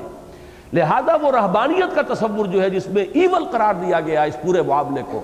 اور شادی بیاہ جو ہے وہ بھی حرام مطلق ہے، اور ایو سے ایول بنا ہے انگریزی زبان میں، گویا کہ عورت ہے ہی مجسم گناہ، انسان کے لیے یہ گویا کہ پستی ہی کی علامت ہے، اور عورت تو گناہ ہی کی طرف انسان کو لے جانے والی ہے۔ یہ سارے تصورات جو ہے اسلام کے لیے بالکل اجنبی ہیں۔ اسلام میں عورت جو ہے وہ کوئی مجسم برائی نہیں ہے، جیسے مرد ہیں ویسے عورتیں ہیں، وہ بھی اللہ کی مخلوق ہیں، یہ بھی اللہ کی مخلوق ہیں۔ ایک مرد مسلمان نیک اور ہو سکتا ہے صالح، عورت مسلمان جو ہے وہ صالح اور نیک ہو سکتی ہے۔ سورہ احزاب کے اندر وہ تمام اسباب گنوا دیے گئے، تمام شکلیں، ان المسلمین والمسلمات والمومنین والمومنات والقانتین والقانتات، تمام اوصاف جو ہیں اعلیٰ ترین، ان سب کو وہ مذکر اور مؤنث دونوں صیغوں میں لا کے جمع کر دیا گیا تاکہ متوازی معلوم ہو۔ اور سورہ آل عمران میں فرمایا بعضکم من بعض، تم میں فرق کیا ہوگا، تم سب ایک دوسرے میں سے ہی ہو، ایک ہی باپ کے سلب سے بیٹے بھی ہیں بیٹیاں بھی ہیں، ایک ہی ماں کے بطن سے بیٹے بھی ہیں بیٹیاں بھی ہیں، تو فرق کہاں سے ہو جائے گا؟ تو البتہ یہ ہے کہ جہاں تک جنسی جذبے کا تعلق ہے، اس کے اندر ڈسپلن، ضبط نفس، جو جائز راستہ ہے اسی شکل سے اس کی تسکین یہ ہونی چاہیے۔ البتہ یہ بھی نہیں سمجھنا چاہیے کہ یہ کوئی برائی ہے مجسم اور اس میں سراسر شر ہی شر ہے۔ تو فرمایا کہ جو لوگ الا علی ازواجہم او ما ملکت ایمانہم کی جو پابندی کرتے ہیں فإنہم غیر ملومین، انہیں کوئی ملامت نہیں ہے۔ انہم غیر ملومین فمن ابتغى وراء ذلك فاولئک هم العادون، ہاں جو اس سے زیادہ چاہیں گے اپنی اس شہوت کی جو تسکین ہے وہ بیویوں اور اپنی صحیح قانونی جو بانیاں ہیں ان سے آگے بڑھ کر تسکین چاہیں گے تو وہ ہے جو حد سے گزر جانے والے ہیں۔ اس کے بعد پھر ایک آیت ہے جو مشترک ہے دونوں جگہوں پر، والذین هم لاماناتہم وعہدہم راعون، اور وہ لوگ کہ جو اپنی امانتوں اور عہد کی حفاظت کرنے والے، رعایت کرنے والے۔ رائی کہتے ہیں چرواہے کو جو ایک ایک بھیڑ ایک ایک بکری پر نگاہ رکھتا ہے کہ میرے گلے کی کوئی بھیڑ اور بکری ادھر سے ادھر نہ ہو جائے۔ تو یہ راعون، انہیں پوری حفاظت کرنی ہوتی ہے اپنے عہد کی بھی اور اپنی امانتوں کی بھی۔ اور ان پر بھی اس وقت مجھے کچھ عرض کرنے کی ضرورت نہیں ہے، وہ حدیث جو ہے اکثر جمعے میں آپ حضرات سنتے ہیں کہ حضور نے فرمایا، حضرت انس ابن مالک فرماتے ہیں رضی اللہ تعالی عنہ، اور یہ وہ صحابی ہیں جو غالباً 9-10 برس کی عمر میں حضور کی خدمت میں آئے اور پورے 10 برس حضور کے خادم خاص کی حیثیت سے آپ کے ساتھ رہے، انس ابن مالک۔ ان کی حدیث ہے بڑی پیاری جو اس آیت کی صحیح ترین شرح ہے۔ وہ یہ فرماتے ہیں کہ قلما خطبنا رسول اللہ صلی اللہ علیہ وسلم الا قال، شاذ ہی کبھی ایسا ہوا ہوگا کہ حضور نے ہمیں خطبہ ارشاد فرمایا ہو اور اس میں یہ الفاظ نہ ہو، اور وہ الفاظ کیا ہیں؟ لا ایمان لمن لا امانت لہ ولا دین لمن لا عہد لہ، جس شخص میں امانت داری کا وصف نہیں اس کا کوئی ایمان نہیں، اور جس میں ایفاء عہد کا مادہ نہیں اس کا کوئی دین نہیں۔ اس لیے کہ امن اور امانت اور یہ در حقیقت دین کیا ہے؟ دین ایک معاہدہ ہے اللہ کے اور بندے کے درمیان، ایاک نعبد و ایاک نستعین۔ جو انسانوں سے کیے ہوئے چھوٹے چھوٹے وعدے پورے نہیں کرتا وہ اللہ کے ساتھ پوری زندگی بھر کا یہ وعدہ کیسے پورا کرے گا؟ جو انسانوں کے ساتھ خیانت کرتا ہے وہ اللہ کے ساتھ کیسے خیانت نہیں کرے گا؟ تو والذین هم لاماناتہم وعہدہم راعون، ان آیات کو 4 آیات کو ایسے لکھا گیا ہے یہاں کہ درمیان میں لائن نہیں ہے، یہ گویا کہ دونوں مقامات پر بعین ہی انہی الفاظ میں بغیر ایک شوشے کے فرق کے ساتھ آئیں۔ اس کے بعد ایک آیت ایسی ہے کہ جس کے مقابل میں سورہ مومنون میں کوئی مضمون نہیں، والذین هم بشہاداتہم قائمون، اور وہ لوگ کہ جو اپنی شہادتوں اور گواہیوں پر قائم رہنے والے ہیں۔ کیوں نہیں آئی ہے یہاں پر مقابلے میں وہاں آیت؟ اس کو سمجھ لیجئے کہ در حقیقت یہ مضمر ہے اسی آیت کے اندر، یہاں یوں سمجھیے کہ اس کو کھول دیا گیا ہے، ورنہ شہادت بھی ایک طرح کی امانت ہے۔ آپ کہیں پر کسی واقعے کے اگر آئی وٹنس ہیں تو یہ آپ کے پاس امانت ہے، آپ کے پاس کسی مقدمے میں کوئی گواہی موجود ہے تو آپ امین ہیں، یہ امانت ہے جو آپ کو ادا کرنی ہے۔ تو در حقیقت شہادت بھی بالکل اس طرح جیسے کہ سورۃ العصر میں عمل صالح کے 2 اور پہلو نمایاں کر دیے گئے۔ باقی قرآن مجید میں کہیں آپ دیکھیں گے تو دو ہی چیزیں ملیں گی، ایمان اور عمل صالح، الذین آمنوا وعملوا الصالحات، الذین آمنوا وعملوا الصالحات۔ لیکن سورۃ العصر میں عمل صالح کے اندر دو مضمر چیزیں اور نکال دی گئی، وتواصوا بالحق وتواصوا بالصبر، یہ بھی ایک عمل ہے، آپس میں ایک دوسرے کو حق کی وصیت کرنا اور آپس میں ایک دوسرے کو صبر کی نصیحت کرنا، یہ بھی ایک عمل ہے۔ لیکن اس عمل صالح کے اندر مضمر ان دو چیزوں کو علیحدہ حیثیت دے کر ان کی اہمیت کو واضح کر دیا گیا۔ اسی طرح شہادت بھی امانت ہے، لہذا والذین ہم لاماناتہم وعہدہم راعون میں موجود ہے، لیکن یہاں پر اس کی اہمیت کے اعتبار سے اس کے اندر جو مضمر ایک شے تھی اسے نکال کر باہر علیحدہ رکھ دیا گیا ہے، اور وہ لوگ کہ جو اپنی گواہیوں پر قائم رہنے والے ہیں۔ اب یہاں یہ بیان کرنے کی حاجت نہیں کہ ہم میں سے ہر شخص کے لیے سب سے بڑی گواہی کیا ہے،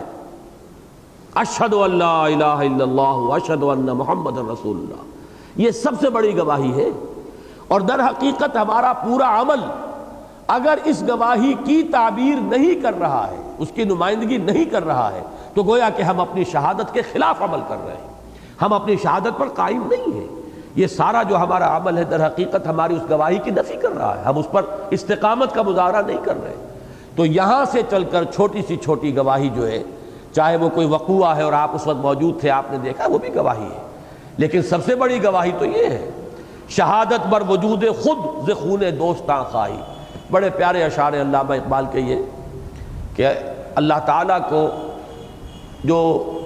نوری وجود ہے، ز نوری سجدہ بھی خواہی ز خاکی بیشنا خواہی، نوری سے صرف سجدہ، تسبیح و تحمید، نحن نسبح بحمدک و نقدس لک،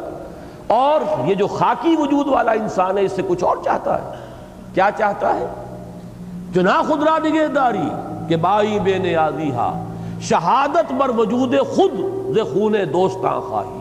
اپنی ہستی پر گواہی چاہتا ہے کہ میرے دوست اپنا خون دے کر میری ہستی پر گواہی دیں۔ اسی کو شہید کہا جاتا ہے اسلام میں، کہ جو اپنے خون کے ذریعے سے اللہ کی توحید کی گواہی دیتا وہ شہید ہے، یہ مرتبہ شہادت ہے۔ تو یہاں سے وہاں تک اسلام میں داخلہ بھی شہادت کے ذریعے سے، اشہد ان لا الہ الا اللہ واشہد ان محمد رسول اللہ، اور آخری منزل بھی ہے شہادت ہے مطلوب و مقصود مومن، نہ مال غنیمت نہ کشور کشائی، اور اس کی پوری زندگی بھی شہادت ہے کہ در حقیقت وہ جب عمل کرتا ہے دین پر تو گواہی دے رہا ہے اللہ کی توحید اور محمد کی رسالت کی۔ والذین ہم بشہاداتہم قائمون، اس کے بعد کی جو دو آیات مقابل میں آئی ہیں یہ پہلے میں بیان کر چکا ہوں، دونوں میں صرف ایک فرق ہے۔ سورہ مومنون میں فرمایا والذین ہم علی صلواتہم یحافظون، اور سورہ معارج میں والذین ہم علی صلاتہم یحافظون۔ فرق یہ کیوں آیا ہے اس کو نوٹ کر لیجئے۔ سورہ مومنون بعد میں نازل ہوئی ہے سورہ معارج کے، سورہ معارج میں نماز پر مداومت ہے، وہاں نمازوں پر مداومت ہے۔ آپ کو معلوم ہے کہ ابتدا میں نماز ایک ہی تھی اور وہ رات کی نماز تھی، قم اللیل الا قلیلا نصفہ او انقص منہ قلیلا او زد علیہ ورتل القرآن ترتیلا، یہ تہائی شب، نصف شب، 2/3 شب رات کو کھڑے رہنا، یہی نماز تھی۔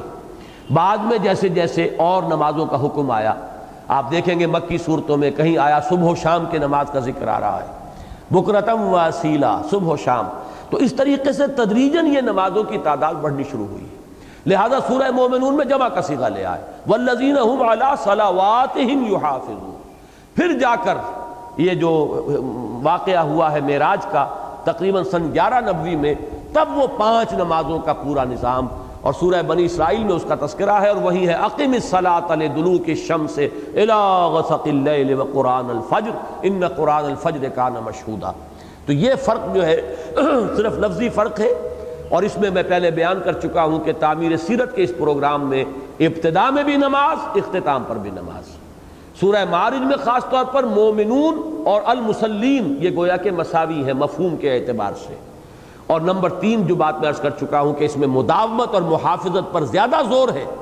وہ باطنی کیفیت اگرچہ وہ روح نماز ہے، لیکن یہ کہ ان دونوں مقاموں کا تقابلی مطالعہ کرتے ہیں تو محسوس ہوتا ہے اس سے زیادہ زور جو ہے نماز کے اس نظام پر ہے، جس کو کہ بعد میں اقامت صلاۃ کی اصطلاح سے تعبیر کیا گیا ہے۔ اب آخری جو نتیجہ ہے اس کا، یہاں پر تو بہت مختصر رکھا، اور یہ دیکھیے ترتیب جو ہے عکسی ہو گئی ہے۔ سورہ مومنون میں آغاز صرف ایک لفظ کا، قد افلح المومنون، جبکہ آغاز جو سورہ معارج میں ہوا ہے وہ بڑی وضاحت کے ساتھ ہے، ان الانسان خلق ہلوعا اذا مسہ الشر جزوعا واذا مسہ الخیر منوعا، تو وہاں تفصیل تھی، بالکل ریسیپروکل نسبت ہو گئی ہے۔ سورہ معارج میں اختتام بہت مختصر، اولئک فی جنات مکرمون، یہ وہ لوگ ہیں جن کا جنتوں میں اعزاز کیا جائے گا، ان کا اکرام ہوگا، تکریم ہوگی، اعزاز ہوگا، عزتیں ہوں گی، فرشتے ان کا استقبال کریں گے، قیلاً سلاما سلاما، ہر طرف سے سلام اور سلام جو ہے وہ ہو رہا ہوگا، اعزاز و اکرام کے ساتھ جنتوں میں رکھے جائیں گے۔ اس کو ذرا واضح کر دیا تفصیل کے ساتھ سورہ مومنون میں، اولئک ھم الوارثون الذین یرثون الفردوس ھم فیہا خالدون، یہ ہیں وہ لوگ جو وارث بنیں گے، جو وراثت میں پائیں گے جنات فردوس کو، جنت الفردوس انہیں ملے گی اور وہ ہی اس میں رہیں گے ہمیشہ ہمیشہ، ہم فیہا خالدون۔ یہ ہے تقابلی مطالعہ ان دو مقامات کا، جن کے لیے عنوان اپنے ذہن میں رکھ لیجئے، تعمیر سیرت کا قرآنی پروگرام، تعمیر سیرت کی قرآنی اساسات،